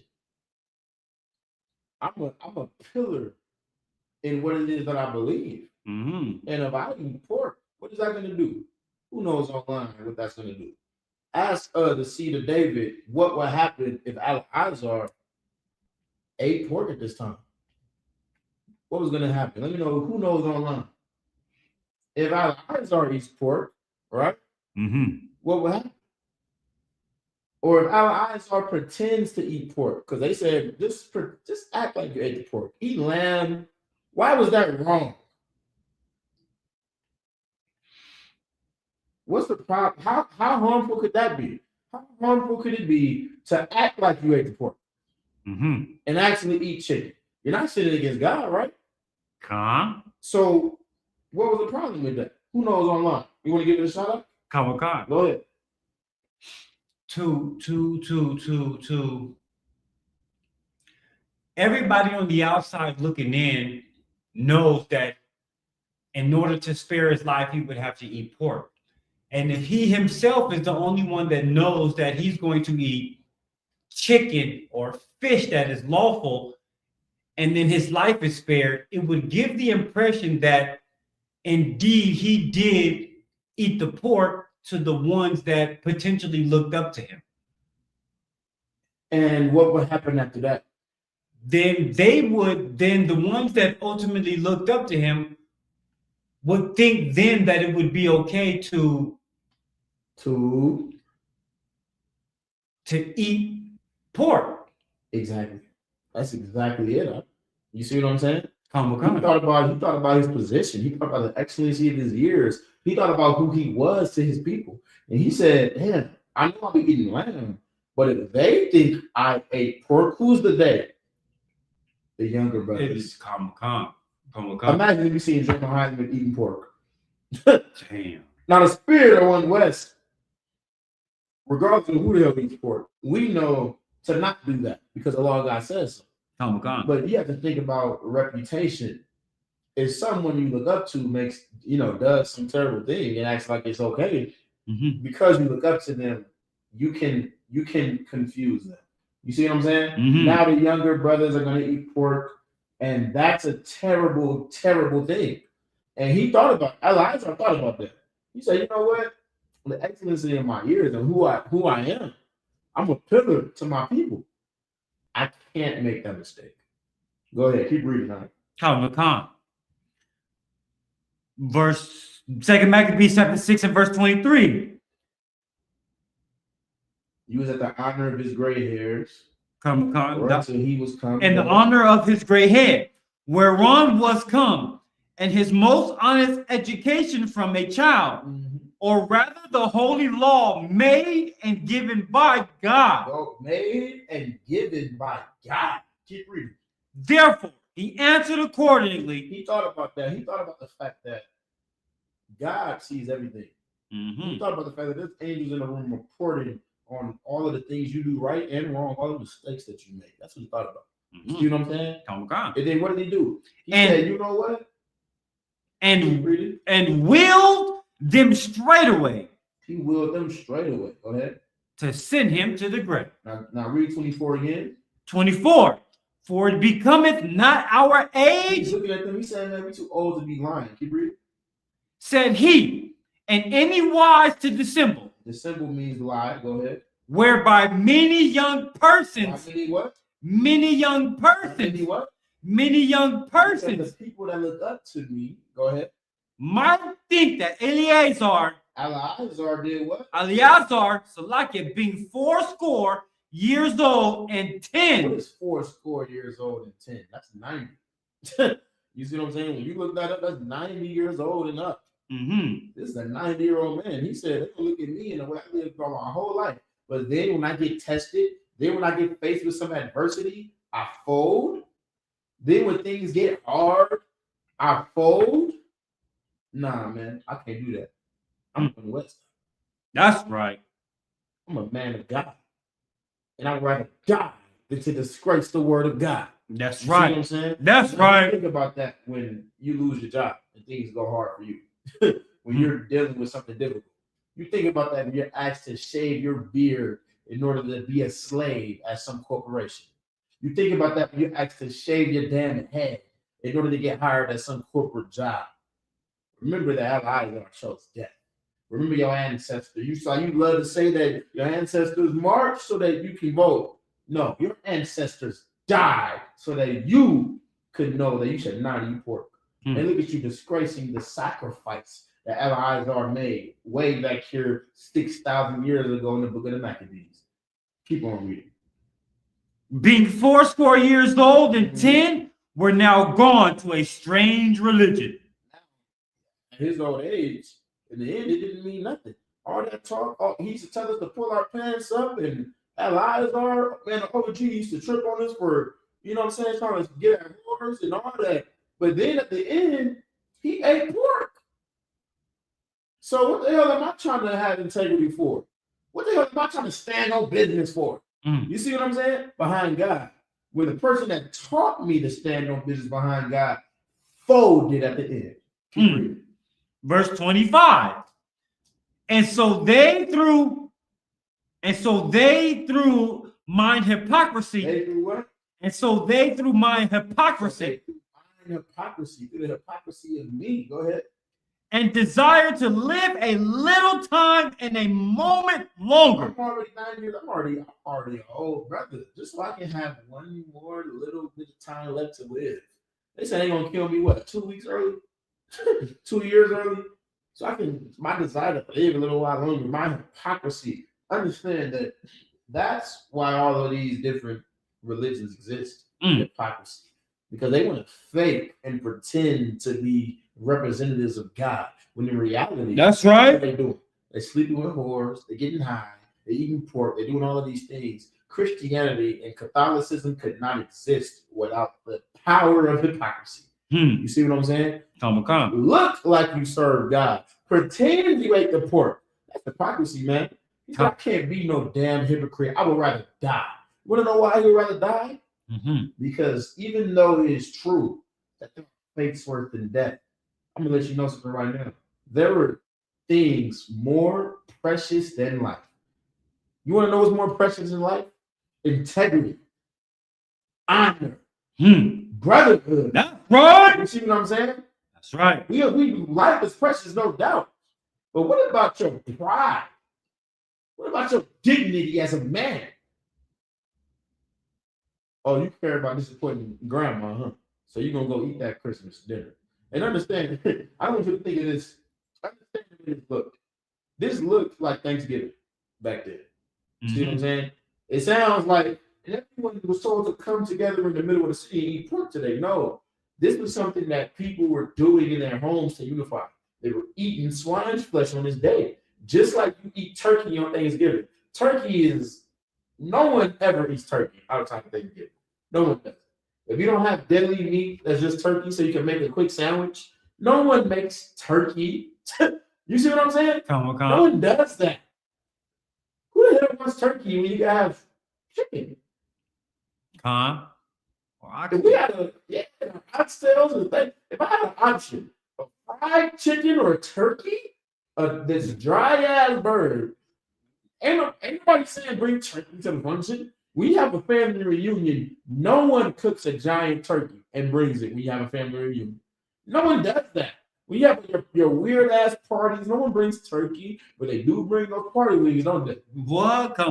Bring that. But Thanksgiving, you have to eat this turkey. It's the same thing. Back then, on this day, everyone should be eating the swine's flesh, just like the Thanksgiving ham. Thanksgiving ham is still such a big tradition today, but it was at some point. Where the same way they had turkey on Thanksgiving, you had to pick this big ham on Christmas. You see what I'm saying? Mm-hmm. That's how it was in the times that Alaizar that we're reading about. And this is the second Maccabees. You see what I'm saying? Keep reading. Come. And desire to live a little time and a moment longer Go ahead. should be deceived by me. Should be what? Shall be deceived by me. Go ahead. And I get a stain to my own age and make it abominable. And to get a stain. Oh my goodness. He said, my reputation is flawless, is perfect, is beautiful. Should I stain my reputation to spare my life? Keep reading. I get to stain my age and make it abominable. 26. For though the present time I should be delivered from the punishment of men. Even though I might be delivered from the punishment of men, even though the people that can hang me and beat me and torture my body, right? Mm-hmm. And faking like I'm giving up on what it is I believe in, I might be delivered from the punishment of them. Go ahead. Okay. Yet should I not escape the hand of the Almighty. Yes, should I what? Not escape the hand of the Almighty. Yes, should I what? Not escape the hand of the I Almighty. bring a tear to my eyes right now. And I refuse to cry on camera. But God damn, he knows that angels report on everything you do, everything we do. You see what I'm saying? And he said, I would rather die. And what? I'm going to resist the torment of men just to be punished by God? I'm not going to escape the might of the Almighty. I'm not going to escape the judgment of God by leading all of these young brothers to sin. You see what I'm saying? Like the Bible says, he that harms the least of these little ones, he has done it to me. That's something Jesus Christ said. You see what I'm saying? The Lord thinks just like that. Your actions made my people think that they can sin. And it's better that a noose be tied around your neck, you be cast into the sea. Then you convince my people, you harm my people, make them think it's okay to sin. Alaizar understood that before Jesus Christ was even born. You see what I'm saying? I hope everybody understands that the Feast of Hachaanakah, this is the story that existed before Christ. You see what I'm saying? And Christ acknowledged the Feast of Hachaanakah in John chapter 10 and 22, I want to say. Somebody can fact check me on that, but I believe it's John 10 and 22 where Jesus Christ was at Jerusalem at Solomon's temple, the same temple that we're going to read about getting rebuilt. You see what I'm saying? Acknowledging the Feast of Dedication. Keep reading. Yet should I not escape the hand of the Almighty. Go ahead. Neither alive nor dead. Whether I'm dead or I'm alive, the might of the Almighty, the hand of the Almighty is going to find me. Whether in this life or the next or when I pass, he's going to judge me by what I do here now. You see what I'm saying? Keep on reading. Verse 27. Wherefore, now, manfully changing this life. What? Manfully changing this life. What? Manfully changing this life. I'm going to be a damn man. I'm going to choose to be a man. You see what I'm saying? Is disrupting the camera a little bit? No, just keeping it going. Go ahead. Manfully changing this life, I will show myself such and one as my age requires. I'm gonna be a damn man. I'm a grown ass man. That's what he said. You good? I'm gonna choose to be a grown man. You see what I'm saying? Everyone loves to think that they're expert on that, especially women. Why don't you be a man and go pay your bills? Why don't you be a man and go do that? Everyone's an expert. Women are expert on how to be a man. You see what I'm saying? Why? Because they don't have to do it. Because they don't have to be a man. They don't have to do what Alaizar did. They're not faced with the option to die or stand on business. You feel me? Like Alaizar was. He said, manfully, I'm gonna stand on business. I'm a grown ass man. I'm an elderly man, and I would never betray the younger brothers like that. I would never betray the people that look up to me like that. I would never betray God like that. That's right. You know what I'm saying? Keep reading. Verse 28. and leave a notable example. And leave a what? And leave a notable example. God, keep reading. To such as be young to die willingly and courageously for the honorable and holy law. I would rather leave a notable example so that people that believe in the God of Abraham, Isaac, and Jacob can know that it's better to die willfully. You see what I'm saying? Mm-hmm. And powerfully as an example to people that should come before us. And now you eat pork every Christmas, don't you? Now you make ham sandwiches, don't you? When Alaizar chose that, your ancestor, if you a black man, an Hispanic man, and did that's right. He chose that.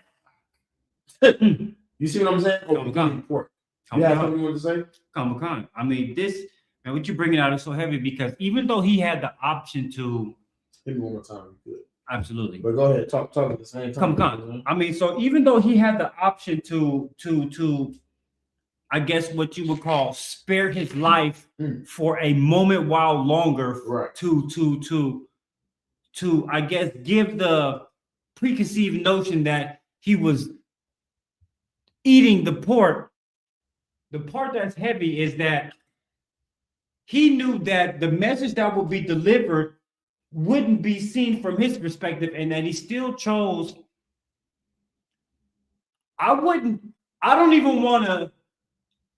He doesn't want to trick the outside for what he knows is the message that's going to be delivered. Right. You see what I'm saying? So it's like, I could eat chicken, but then the outside doesn't know that. So I'd much rather die. So then that way they don't even think that it was even chicken was ever involved. Right. Like, you know what I mean? To give his life for something that was so the fact to take into account that his age, his reputation, and what he stood for meant more to him than to trick them for an extra 2 weeks, 3 weeks, or a year. Even if it was another 20 years, that reputation and everything that he had built within that 90 years meant more to him than that. Speaks volumes. Like there's nothing now that in today's society that could even stand to this type of accountability. You know what I mean? So it's like, right, if you can't read this and think that you want to, if you are Black, Hispanic, and Native American, to partake in this type of accountability, then there's nothing left for you. You know what I mean? Like, this is what you are supposed to be doing, and this is how you're supposed to see yourself going forward once you hear and receive this message. Like, there is nothing more glorious than to die for what you know that is right, than to trick and deceive when you know it's going to be hurt. And to that, what was the brother's name? I'm just now seeing that he actually clarified his question. Say his name was on. Hachaanakah, seed of David, Israel. Seed of David. He was asking our stance on a core or a kind, right? Hachaanakah. Now, to those that might not be familiar, this is a story about a cat who, at the time when we was raiding the walls of Jericho. Okay. We marched into the walls of Jericho, and the Lord told us to burn everything to the damn ground. Don't leave anything. Burn all of these things to the ground and leave nothing. You see what I'm saying? So when we charged the walls of Jericho, we started to burn stuff to the ground. But this cat right here, this Israelite man by the name of Akor, I believe it's pronounced. Okay. He took a garment from these Moabites. I think that was Moabites for a while. I could be wrong about the Moabite part. But he decided to take a garment. So it was like decked with silver and gold, and he saved this thing. You see what I'm saying? Mm-hmm. And we began to lose many battles. We began to lose many wars, lose many fights. And we wonder what the hell is going on, because the Lord is clearly not with us, because we don't lose. When everyone in our congregation stands with God, we don't lose. You see what I'm saying? Come. So now we're wondering who the hell is sinning, right? And Joshua went and looked and found out who it was, and found out that this cat, Akor, he saved this jewel from the walls of Jericho that should have been burned. You see what I'm saying? He caused a lot of cats their life. That's what happened at this time. I believe that's the story he's talking about. If it's not the story he's talking about, he can clarify what he's talking about. But I think I know what he's asking me. He's Mhm. asking, what's our position and what do we think about that story? Let Hachaanakah. me tell you what I think about that story. Hachaanakah. God was justified. That's what he right. You see what I'm saying? And after that, Joshua found out that Korah was the one that did what he did, and they dragged him and his family to the streets and stoned him to death. That's That's right. what happened. Want to know why? Because you disobeyed the law of God, and it cost innocent men their lives. You That's see what I'm right. saying? That's That's right. what occurred at that time. That's right. Innocent men lost their lives because of your lack of integrity, because of your lack of faith, because of Korah would have realized that God was real. If he'd have realized that the power that he served was a serious God, he would never have done something so disrespectful. He would never have done something as ridiculous as disobeying the law of God. You see what I'm saying? So if I'm not mistaken, if the brother said he's getting late where he's at, but if he ever comes back and sees his class, I probably answer your question. But our stance is you should obey the law of God so that you and your loved ones don't suffer. People don't understand that. People don't get that God will take the life of your mother, your father, your cousins, your children because of your mistakes. You see what I'm saying? And it's absolutely justified because you are supposed to be an example to everyone else. And if you don't decide to be an example, then what good are you? God will punish you by taking the life of your children or whoever else so that you can get your shit together. You see what I'm saying? And that's the reason that we was losing wars and losing fights at that time. And that's in the book of Tobit as well as the book of Judas, right? Yeah. So I believe that's what he's talking about. But let's keep on reading the Maccabees. I hope I answered your question, brother. If not, you can let me know, or you can follow me. I'm Shalimar Gab on all social platforms, on Facebook, Messenger. You can reach out to me, and we'll make sure we get the answer to your question. But I believe I answered your question to its entirety. You see what I'm saying? That's right. Is there any more questions online or no? La, the one that was only one. Go ahead, keep reading. Hachaanakah. Boom, boom, boom, boom. You was at you lost your spot. You was at second Maccabee 6 and 20. 26. You was at the end of 25. You was at 25. Hachaanakah. The book of 2 Maccabees, chapter 6 and verse 26. For though for the present time I should be delivered from the punishment of men, Go ahead. yet should I not escape the hand of the Almighty, neither alive nor dead. Read it. We explained that. Wherefore now, manfully changing this life, I will show myself, and one as mine age requireth. I'm going to be a man. You read it. 28. And leave a notable example to such as being young to die willingly and courageously for the honorable and holy laws. Go ahead. And when he had said these words, immediately he went to the torment. Those words, and afterwards, he didn't hesitate. He ain't stopped. He stood up after that. That's right. To the torture. Y'all want to torture me because I'm different.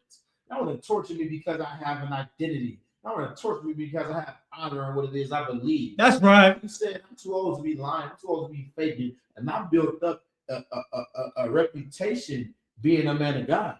I'd rather die than disrespect the memory of my ancestors. That's right. And you disrespect the memory of your ancestors every single day. And after that, he got up and immediately went to the torment. Keep reading. 29.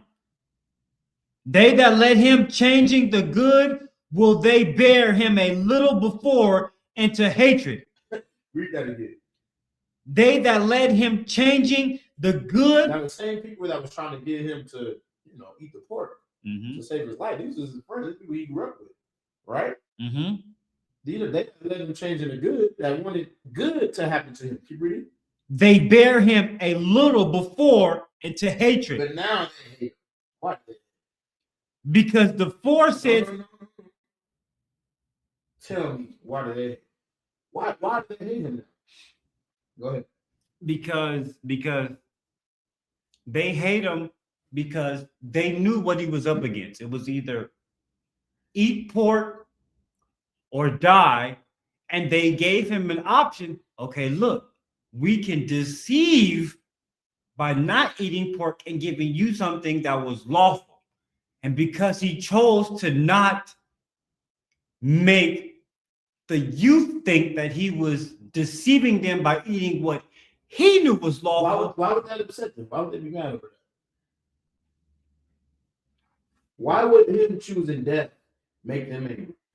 Because now they see that it would make them mad because now they know that how dare you be my friend and offer me a way out, and I choose not to consent on that way out. No, that was. That's what you saying. You saying they was mad because they like, man, we trying to give you a way to live, and you rejecting it. That's not why it was upset. Okay, that's not what it was upset. That's not what it was upset at all. It wasn't about that. Oh, they wanted to. They hated him. There was a question. They said that this is Amanabab Yahawada. They hate him because he was not a coward. That's it. Give her. Who said that? Amanabab. Give her a hand. That's right. They hated him. They hated him because he showed that he was better than them. He showed integrity. He showed that the bar to be a man was raised when he said what he said. And they realized that they did not meet that standard. They did not meet that. They realized they was not a man. You see what I'm saying? That's what they found out that day. Right? Oh, man. So they was angry. They was angry after that. Because the bar to be a man got raised. And they was not tall enough to meet it. You see what I'm saying? Man, why don't you just pretend you ate the pork and I would never do something so undignified. I would never do something so disgusting. I'm a grown-ass man.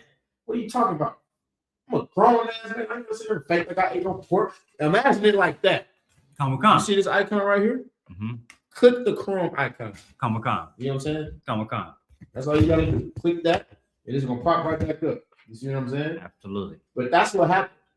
He said, I would never do something so disgusting and so undignified. And they were cut. You see what I'm saying? Now they're cut to their core. It was cut to their soul. It was cut to their spirit. That's an old One West term. That's a new One West term. What happened? It should be right there. Just click this.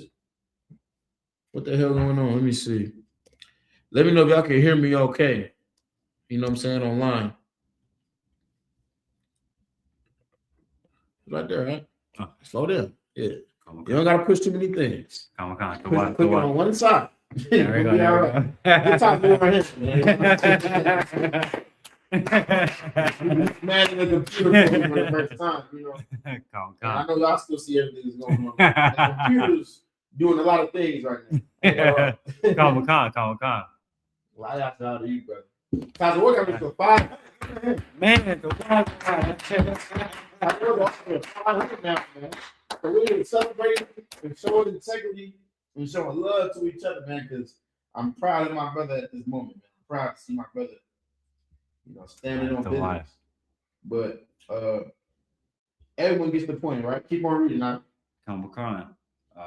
We might go a little bit over the time, too, because I got a lot more precepts to bring y'all. Keep reading.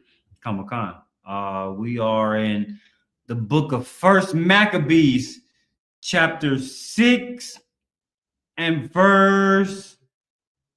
You was at 29. They that let him changing the good, will they bear him a little before into hatred? Because the foresaid speeches proceeded. Because the things that he was saying. Go ahead. As they thought from a desperate mind. They was angry with. They was angry that he was better than them. Keep reading. Verse 30. But when he was ready to die with stripes. With what? With stripes. With what? With stripes. Tell me this ain't a book of niggas. Man, come on, man. I said I got my stripes on. Come on. That's right. Died. That's right. He was one West. Keep reading. That's right. He groaned and said, it is manifest unto the Lord. While they're torturing him. This is crazy. Keep reading. That hath only, Salakia, that hath the holy knowledge, that whereas I might have been delivered from death, I now endure sore pains in body. I now what? Endure sore pains. I now what? Endure I sore. now endure. That's something that no one outside of this place knows how to do. That's right. He endured torture. He endured pain. He endured suffering. Why? Because he understood that it was better to die.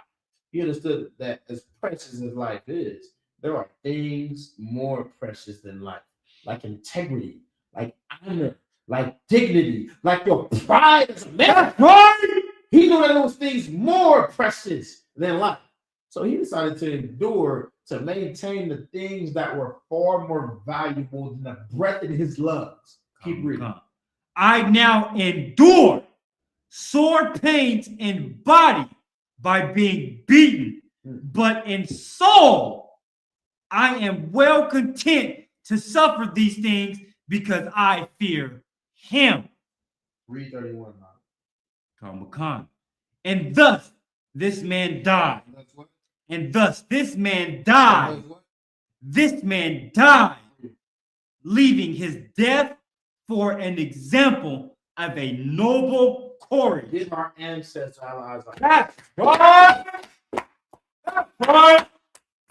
I pray that everyone has to understand that one day you're going to be tested too. Alaizar was tested. People think this is a story, that the book of the Maccabees is a story about faith. And I hope everyone understands, because we're about to get the story of when they retook the temple right now. Double time it out. We're about to get the story of when they retook the temple right now, right? And we're going to get the story of how they fought and dedicated themselves back to the temple, cleaned the temple out, did all the things we did that makes us acknowledge and celebrate this week, this 8 days, like King Solomon did when he first dedicated the temple in the book of I believe that's the book of let me see, somewhere in my notes.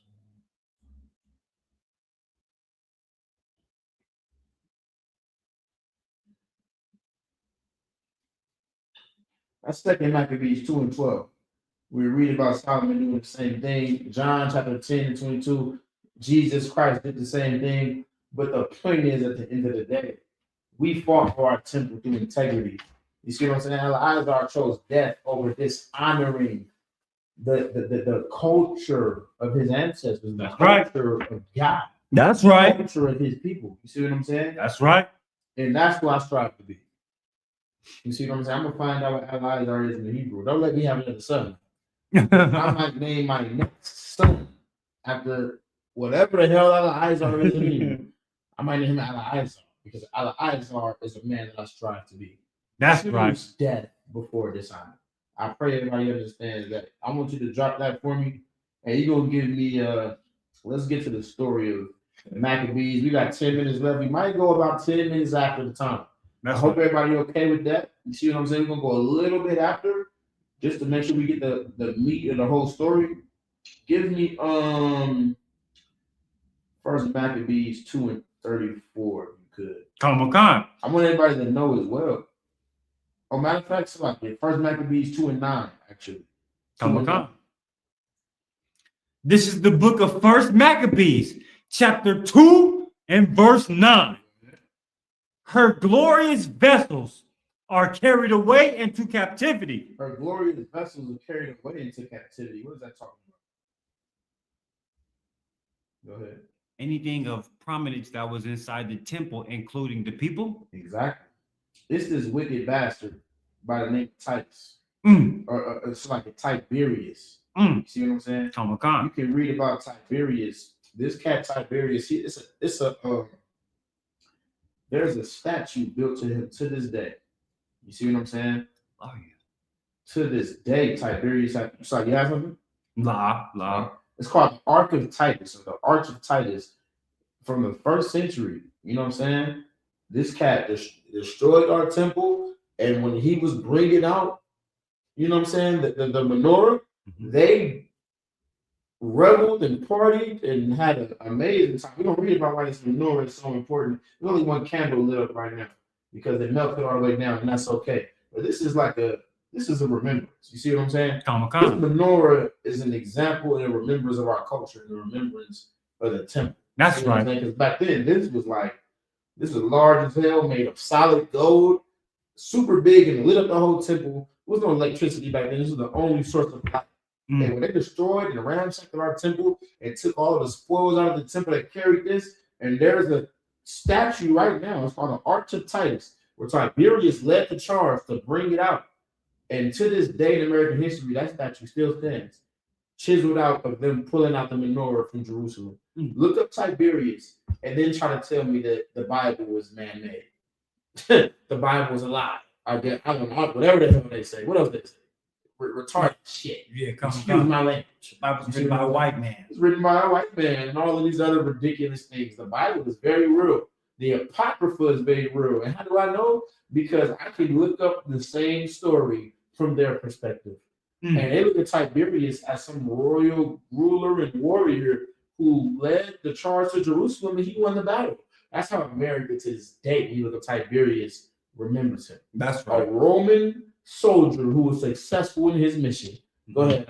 Tiberius would be the modern day Christopher Columbus. They revere him as finding the America. Exactly. That's exactly what it is. You see what I'm saying? Now keep reading what you got. please. Hachaanakah. This is the book of First Maccabees, chapter 2 and verse 10.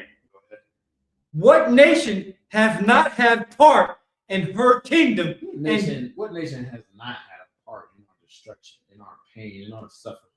Come on, man. Every single nation on the face of the planet has had a part in our suffering. Drop down to verse 16 for me. Welcome, Shah. Hachaanakah. The book of First Maccabees, chapter 2 and verse We're 16. going to read along for time. Go ahead. And when many of Israel came unto them, Go ahead. Mattathias Who? Mattathias Mattathias is this hardcore cat that just stood on his father's business. Go ahead. Mattathias also and his sons came together, and his sons. And his sons came together as well. His sons came together to remember this. Now remember, Judas Maccabees and his sons and so many other cats while trying to fight back to get the glory of our temple returned. They lost their lives a lot. You see what I'm saying? Hachaanakah. Mattathias was still carrying on the mission. Keep reading. Hachaanakah. Verse 17. Then answered the king's officers and said to Mattathias on the wise, Go ahead. Thou art a ruler. Oh, what? Thou art a Go ruler ahead. and an honorable and great man in the city. Now let me tell you something. They like, man, Mattathias, you have a reputation for being great and being honorable. You have a reputation that everyone looks up to, everyone follows you.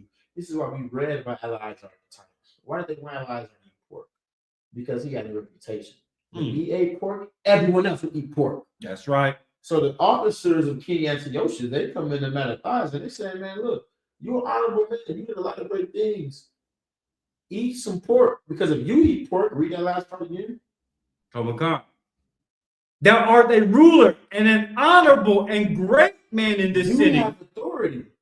This is how we look at General Muhammad, Captain Cesario, Commander General. That's right. You see what I'm saying? That's right. This is the same exact thing. He said, if they do it, if you do what we're asking you, everyone else will Follow suit. follow suit. Keep reading. And strengthened with sons and brethren. Go ahead. Verse 18.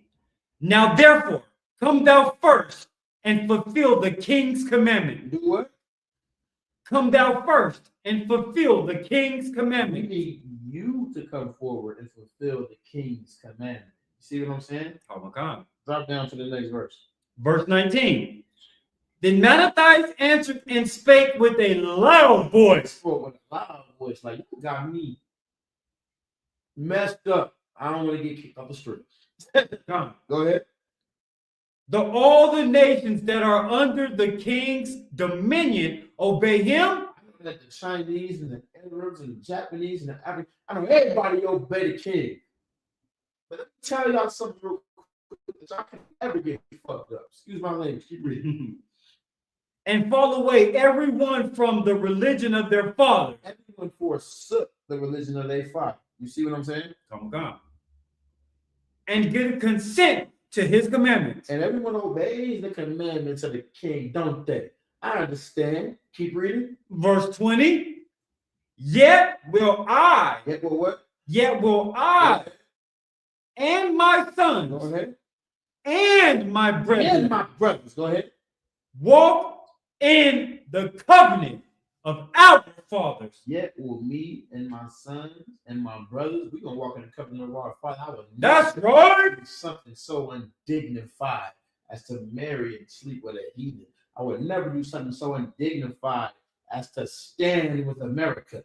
That's right. Enemy, man. That's right. Because Malachi didn't. Alaizar didn't. That's right. Moses didn't. Why the hell would I do such a thing? You see what I'm saying? Keep on reading. So, verse 21.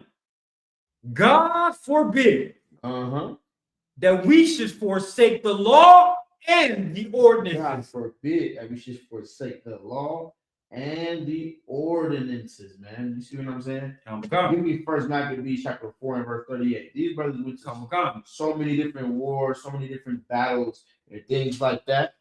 And this was the start of it. This story is so long and so deep and so heavy out. You know what I'm saying? But we got to move on for time's sake. So let's drop down to Second Maccabees, or it's like First Maccabees 4 and 38. Read that for me. This is the book of First Maccabees, chapter 4 and verse 38. Go ahead. And when they saw the sanctuary desolate. So now they went through all these different wars, all these different battles, and they won. And it was 4,000 brothers versus 100,000 Romans. It was a damn miracle. We had no business winning this fight, but we won it through perseverance and through strength and through faith. Because we believed that God would be with us. That's right. We was able to win. That's right. right. You know what I'm saying? I urge everybody to go read the book of First Maccabees and Second Maccabees. It's a story that will make you cry. That's right. I guarantee you. You see what I'm saying? I'm skipping over it for time's sake because I will not clip me crying on this damn on this. That's right. Come. You see what I'm saying? So I got to skip down a little bit, but keep reading. They finally make it back to the temple. They finally succeeded in their mission. They finally won. They finally stood from underneath the feet of the heathen. Keep reading. And when they saw the sanctuary desolate and the altar profaned. And the what? And the altar profaned. Go ahead. And the gates burned up. And the gates burned up. They looking at the sanctuary that once meant everything to them. That once was so important. Imagine some heathens come and destroy our school. Come and destroy your neighborhood. Think about how you would feel coming back and seeing that. It's like we used to hold feast here. We had so many memories here that meant so much to us. And now look at it. Look what they did to it, man. It broke their hearts. Why is your heart not broken when you walk into your neighborhood and see the way your neighborhood is? When you see the way your neighborhood is destroyed. Why is your heart not broken? Because you're a Christian and you're one with the brother. That's the reason. You see what I'm saying? Come. You should think about that every time you get high, every time you celebrate Christmas. That's you should right. Remember that, man. That's right. What you're signing with. Keep reading. And the gates burned up.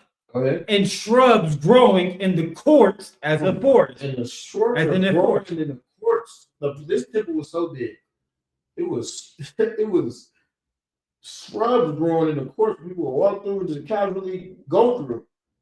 It was so old and beat up. Keep reading. Or in one of the mountains, yea, and the priest's chambers pulled down. Oh my goodness. The chief chambers, the places where the priest of God used to sleep, they yanked them down, they pulled them down.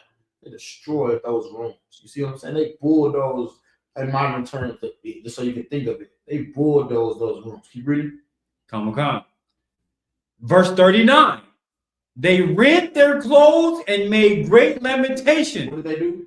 They rent their clothes and made great lamentation. They ripped their clothes, man. They dirtied their clothes and made great lamentation. Lamentation means to be sad. It means to mourn. It means to be in pain. Keep reading. And cast ashes upon their heads. They cast ashes upon their heads, and they cannot believe what was going on. Keep reading. Verse 40. And fell down flat to the ground upon their faces. And they fell down to their face. Go ahead. And blew an alarm with the trumpets. And they blew the menorah. You see this right here? Come. It was one of these, probably twice as big. And they blew this damn menorah. You want to go ahead? Come. Please do the honor. Go ahead. This is what they did. A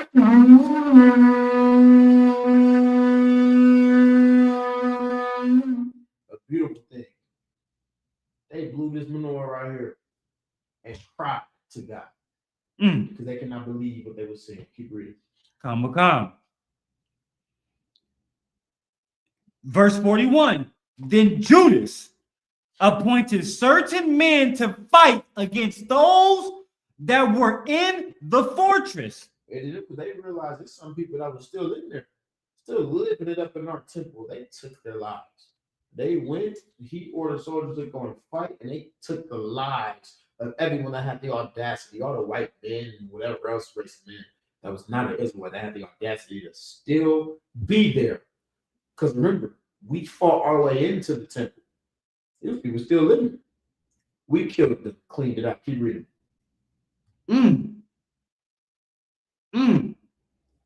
Then Judas appointed certain men to fight against those that were in the fortress. What verse you at? 41. Go ahead. Until he had cleansed the sanctuary. Cleansed the sanctuary. Now go to keep reading. Verse 42. So he chose priests of blameless conversation. Go ahead. Such as had pleasure in the law. Keep reading. 43.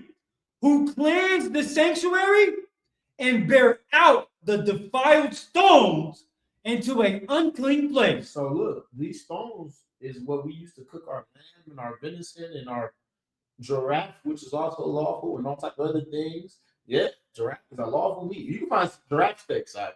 Car shot first. You see what I'm saying? But all of those lawful meats, but they was cooking swine's flesh. So now these stones are unclean. They was cooking crab and lobster and shrimp. So now all of that. So now these things are unclean. So what did they do? He picked men with amazing reputations, and they cleaned out the temple and they took those stones out. Go ahead. So like 43. Who cleaned the sanctuary and bear out the defiled stones into an unclean place. They took the stones and they threw them with the rest of the filth. Go ahead. Verse 44. And when as they consulted what to do with the altar of burnt offerings, they wondered what we do with these other stones that we cooked with. That was so important to us at one point. Get rid of it. Which was profaned. Go ahead. 45. They brought it best to pull it down. Read that again. They thought it best to pull it down. We thought it best that we should get this out of the temple of Solomon. Get this out of the temple of God. Go ahead. Lest it should be a reproach to them. Let's not even have anything in the house of God that once was defiled before. Let's not remember that. Go ahead. Because the heathen had defiled it. Go ahead. Wherefore they pulled it down. Go ahead. Verse 46. And laid up the stones in the mountains of the temple in a covenant place. In a convenient place. Until there should come a prophet to show what should be done with them. So they waited for a man of God to come and tell them what they ought to do with it. Because this was once a holy stone. We don't know what to do. We just warriors that would have killed and fought and scratched to get our kingdom back. You see what I'm saying? Hachaanakah. Put it up somewhere else, right? Hachaanakah. And to until someone that knows better than us can tell us what we ought to do with these stones. They replaced those stones with clean stones. You see what I'm saying? Go ahead. Verse 47. Then they took whole stones according to the law. And they took whole stones according to the law. Go ahead. And built a new altar according to the former. Drop down to 49. Hachaanakah. Verse 49. They made also new holy vessels. They made new holy vessels. They cleaned the school up. They brought new pieces of pure gold into the temple. Go ahead. And into the temple they brought the candlestick. They brought the candlestick. They brought the what? The candlestick. They brought the what? The candlestick. And that's what this thing right here is all about. That's right.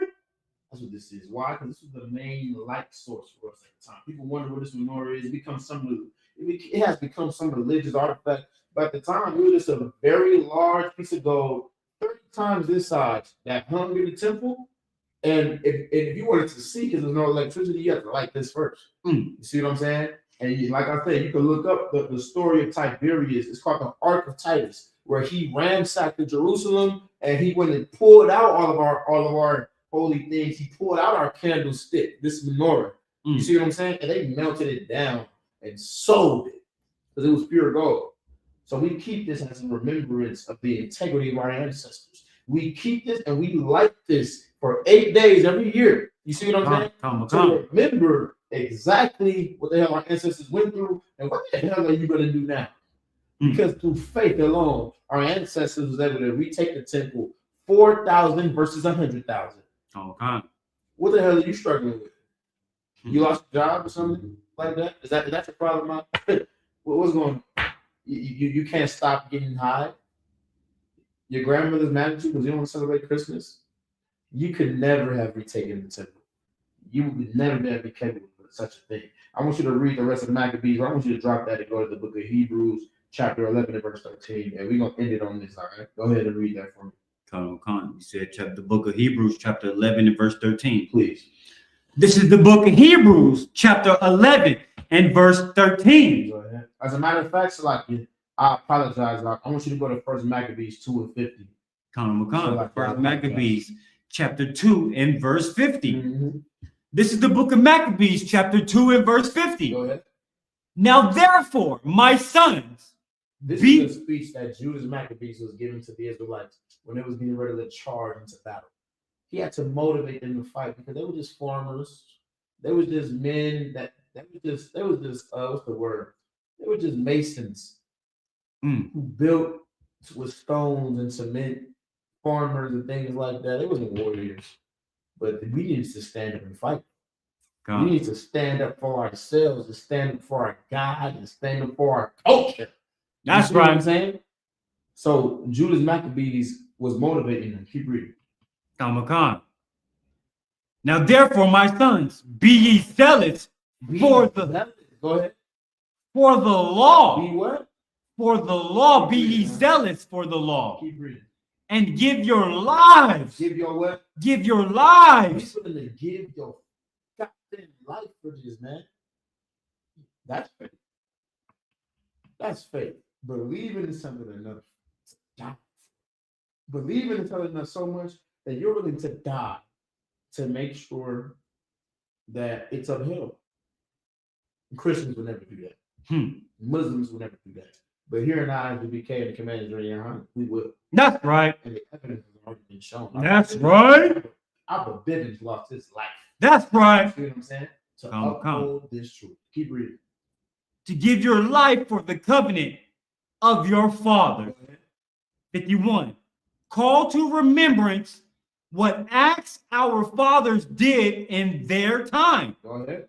So shall ye receive great honor and an everlasting name. Don't forget the things that your forefathers have done, they went through. Remember those things because God was with them. You want him to be with you too. That's right. What I'm saying? That's right. They didn't fold under adversity. They didn't fold and eat the pork. They didn't fold and celebrate Christmas and Thanksgiving like y'all going to do it until we fit. Keep reading. Verse 51. Call to remembrance what acts our fathers did in their time. So shall ye receive great honor and an everlasting name. Keep reading. 52. Was not Abraham found faithful? How was Abraham found faithful? Because they told him, the Lord wanted him to kill his son. And he was going to do it. And then he went marched up there here. And the Lord said, stop. And he sacrificed the lamb. Keep reading. Was not Abraham found faithful in temptation? And it was imputed unto him for righteousness. Go ahead. 53. Joseph, in the time of his distress. Joseph was sold as a slave by his brothers, by his family. They sold Joseph as a slave into captivity. Keep reading. In the time of distress, kept the commandment and was made Lord of Egypt. He was betrayed by his family, sold into slavery, and he worked his way up as a vice lord in Egypt so that he can assist the same people that betrayed him. That's what Joseph was willing to do. Keep reading. 54. Phineas, our father, and being zealous and fervent, obtained the covenant of an everlasting priesthood. Phineas was a brother who, while Moses was speaking against interracial marriage, someone said, man, you know what? It's someone right now, an Israelite having sex with a Moabite, a Chinese woman in the tent. Phineas took the javelin and he went in there and he shoved the javelin through the man's back and the woman's stomach and took their damn lives. And Moses said, you know what? You a solid brother. He congratulated him and praised him for his zeal in serving God. Keep reading. Hachaanakah. Go ahead. Phineas, our father, and being zealous and fervent, obtained the covenant of an everlasting priesthood. Go ahead. 55.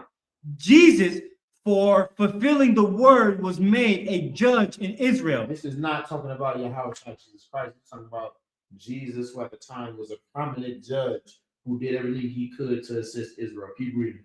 56. Caleb, for bearing witness before the congregation, received the heritage of the land. This is Caleb from the tribe of Judah, who after our oppression in the land of Egypt, if I'm not mistaken, helped lead the children of Israel to the promised land. Keep reading. Hachaanakah. Verse 57. David, for being merciful. For what? For being merciful. Talking about King David. Keep reading. Possessed the throne of an everlasting kingdom. How was King David merciful? Who knows? Anybody online? How was King David merciful? You know how King David was merciful? Give it a shot if you know. If I had to guess, King David was merciful. I mean, if I had to guess for fighting Goliath, and when he defeated Goliath, the behavior that he exuded from there was, I guess, merciful, because before his fight with Goliath, everybody was afraid. So I'm guessing, or I would like to say that by him stepping up when everybody else was afraid, and when he accomplished the mission, he didn't look upon the people that was scared with contempt. He had mercy on them. So from that perspective, I'm guessing Ottoman, like him being able to conquer David when the other nation of Israel had enough gusto, I guess, so to speak, to step against the Philistines and Goliath, that when he did do it, he didn't look to his people as being less than. I hear you. If anybody online, that's taking a shot. Because that's not quite it. That's not quite the answer. Amanabad Yahweh says he didn't kill Saul when he had the chance. Give her a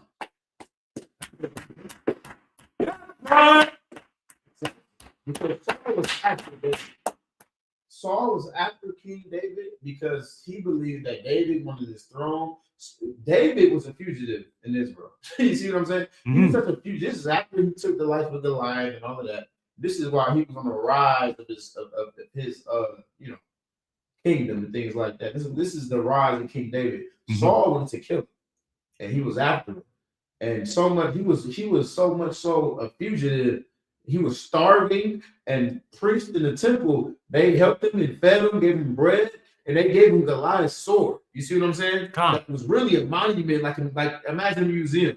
Goliath's sword became like a monument in a museum, and they gave David that sword and gave him some food. And Saul heard about it. They went there with his soldiers and asked him. They said, "We don't know what the hell he's talking about." He said, "David came here. I have no idea what the hell he's talking about." So I'm confused. Saul said, "These men are lying. Kill them." You see what I'm saying? And the men that was in his army refused to do it. They couldn't do it because they knew that these was the anointed of God. They knew that these was the priest of God. And it was an Edomite by the name of I forget this wicked devil's name, but he worked under King Saul. You can look up the story in your own time. and he kills 9 priests.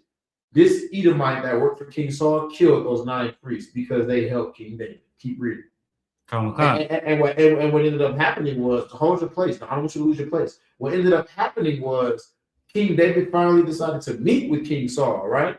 Okay. And they met in the tree, and King Saul said, look, I've been looking to kill you because I heard that you wanted to kill me and take over my kingdom. You see what I'm saying? Mm-hmm. And King David said, my Lord, I would never do such a thing.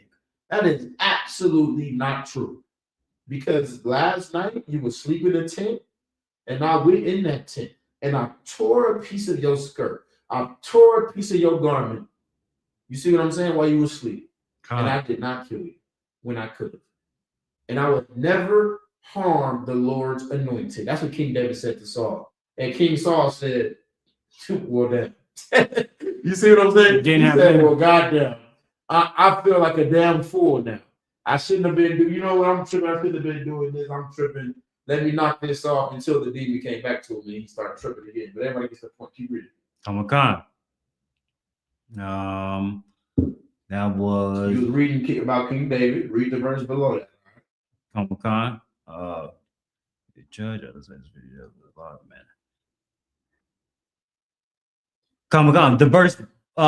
First Maccabees chapter 2 and verse 57. David, for being merciful, possessed the throne of an everlasting kingdom. And then David inherited Yahushua Mashiach. He birthed King Solomon and had Yahushua Mashiach because he refused to fight his brother. We all know David was a warrior.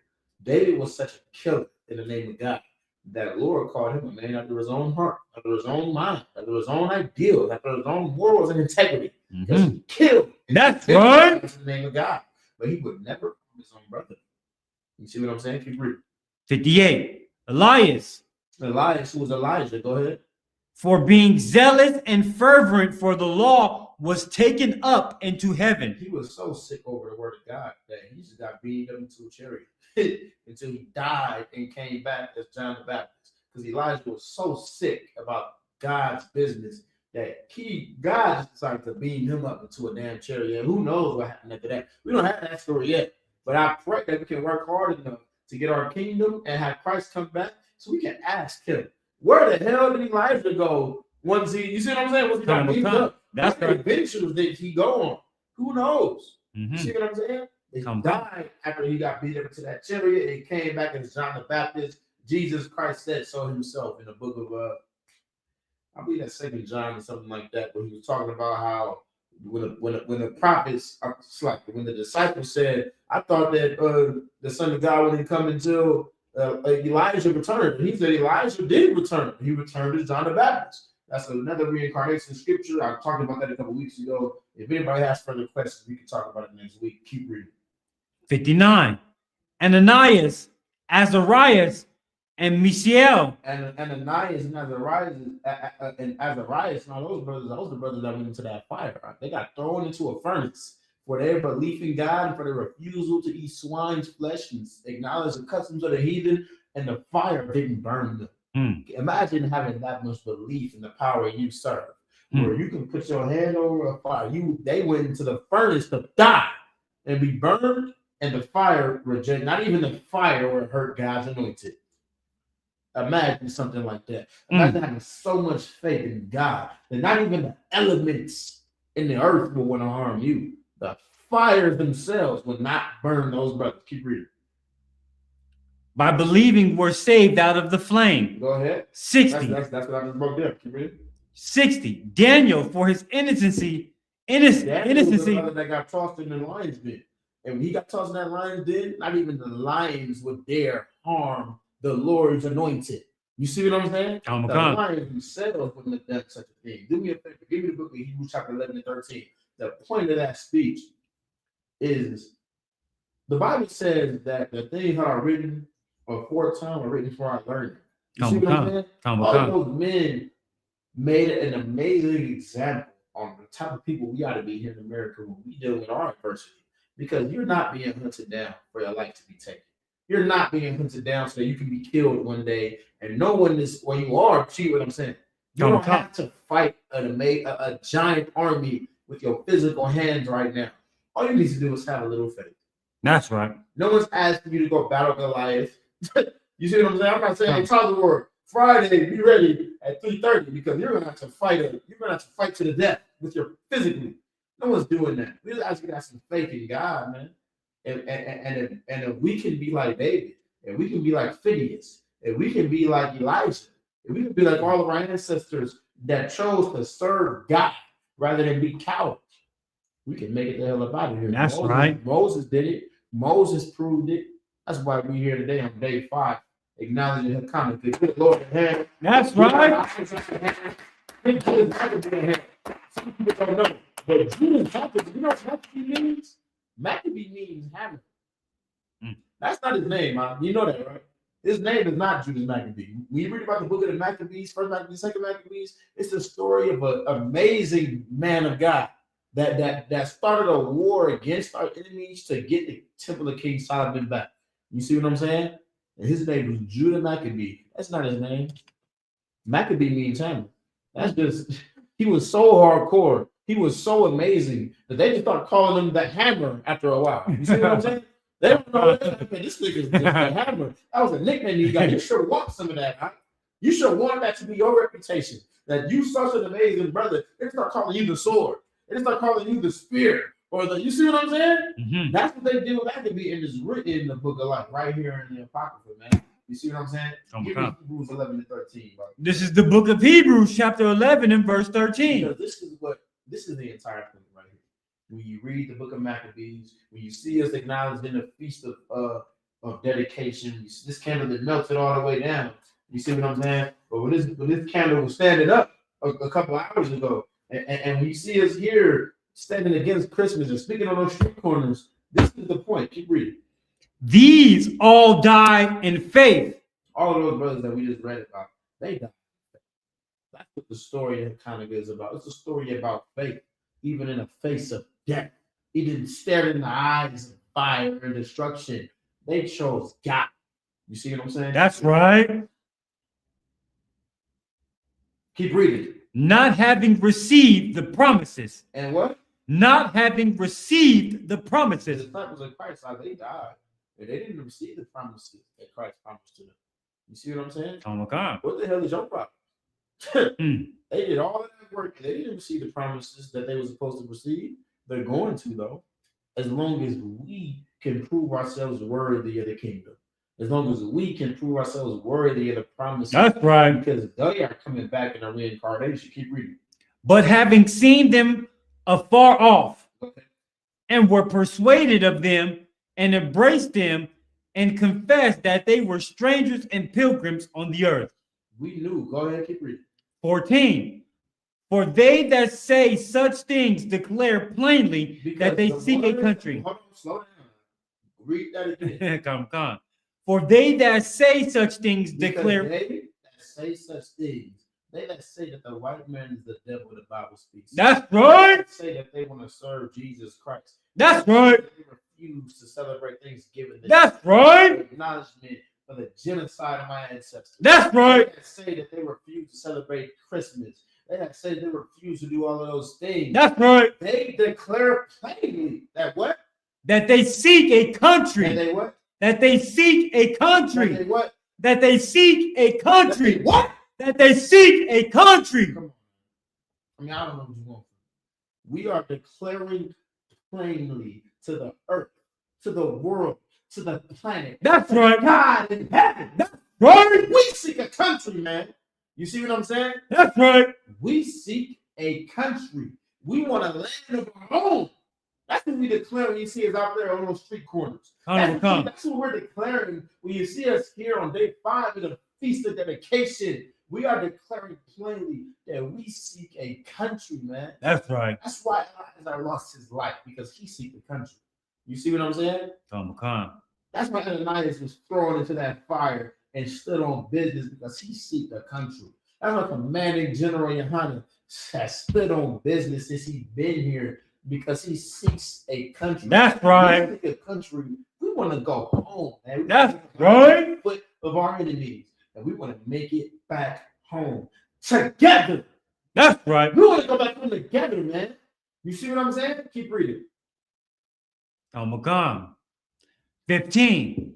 And truly, if they had been mindful of that country. And guess what? If we would have realized that we had a country at one point, if we would have realized that we had Israel at one point, we had our own land, we had our own customs. If we would have realized what we lost. Keep reading. And truly, if they had been mindful of that country from whence they came out, if we would have realized what we lost and what we had before we lost it, go ahead. They might have had opportunity to have returned. We would have never lost it in the first place. If we would have knew what we was giving up, I would have joined hand in hand with the heathen, like First Maccabees 1:11 say we did. If we would have knew what the hell we was giving up by joining hand in hand with our enemies, and now you're celebrating Christmas and eating pork and riding and reveling in these churches, we would have never lost it in the first place. We would have never ate that pork. We would have never disgraced the memory of Abraham, Moses, Jesus, Phineas. You see what I'm saying? All those brothers that we just ran about. And we here seeking a country right now, man. This is the only important protest against America. That's right. Here in the ISUPK and the command. That's right. The protest matters. All your marching and all your bullshit means nothing, man. Serve the God that brought the children of Israel out of Egypt. Serve the God that made so many people suffer for daring to stand against us. Serve the God that brought Elijah up into the chariots. Serve the same God that sent Jesus Christ. Yahweh Mashiach. That's right. His life so that you can have a second chance, man. You see what I'm saying? That's right. Because if you don't, we're fucking doomed. Excuse my language. And with that, pass the class to precinct officer talk to work. Pour that for me if you could. Hachaanakah.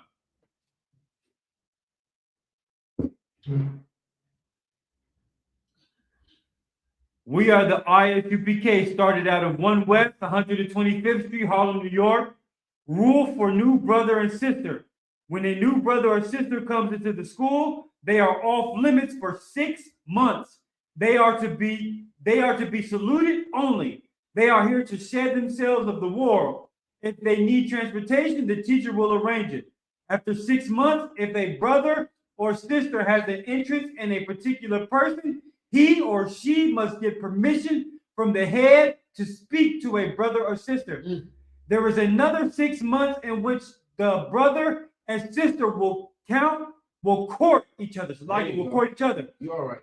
After this 6 month period, brother and sister will get permission from the head to marry.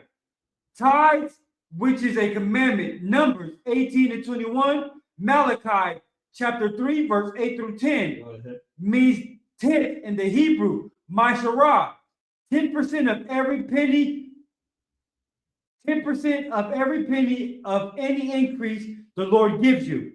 Give to the treasury department or teacher, priest fund. Free will offering for priests, not mandatory. Whatsoever amount you would like free will offering for priests, not mandatory. Whatsoever amount you would like. Upcoming holy convocations. Announce holy convocations from sheep. So the holy convocations right now, we are currently in Feast of Dedication, otherwise known as Hachaanakah. This is day 5. It's going to go on for 8 days. I highly urge any brothers and sisters to go to ISUPK.com and get with your respective zones to figure out what it is you can do or should be doing to support and acknowledge your culture. You see what I'm saying? God. And with that, go ahead. Men of Israel. Amijam. It says, read what it says about troopers if you could. If anyone wants to be a trooper in the school, to start wearing all black, boots, shirt, pants, headband, scarf. That's what you should do. Because through being different, through sticking out like a sword, through being the damn problem in your family and through your society, I've always been the black sheep, like they call it. That's right. Family. You see what I'm saying? I've always been the problem child. And what is like, this nigga is he just doesn't cooperate. You see what I'm saying? Mm-hmm. That's what you just strive to be. But for God, you see what I'm saying? Hachaanakah. And with that, men of Israel, I might go ahead. You take it away. We're gonna close the class after that. Amijam Shabbat, Amijam, Barak, Y'all about to be outside, bro. Yeah, about Shimon Sharp.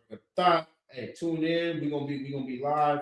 You see what I'm saying? Every Tuesday, Wednesday, and Thursday, teaching our culture. And with that, clap it up.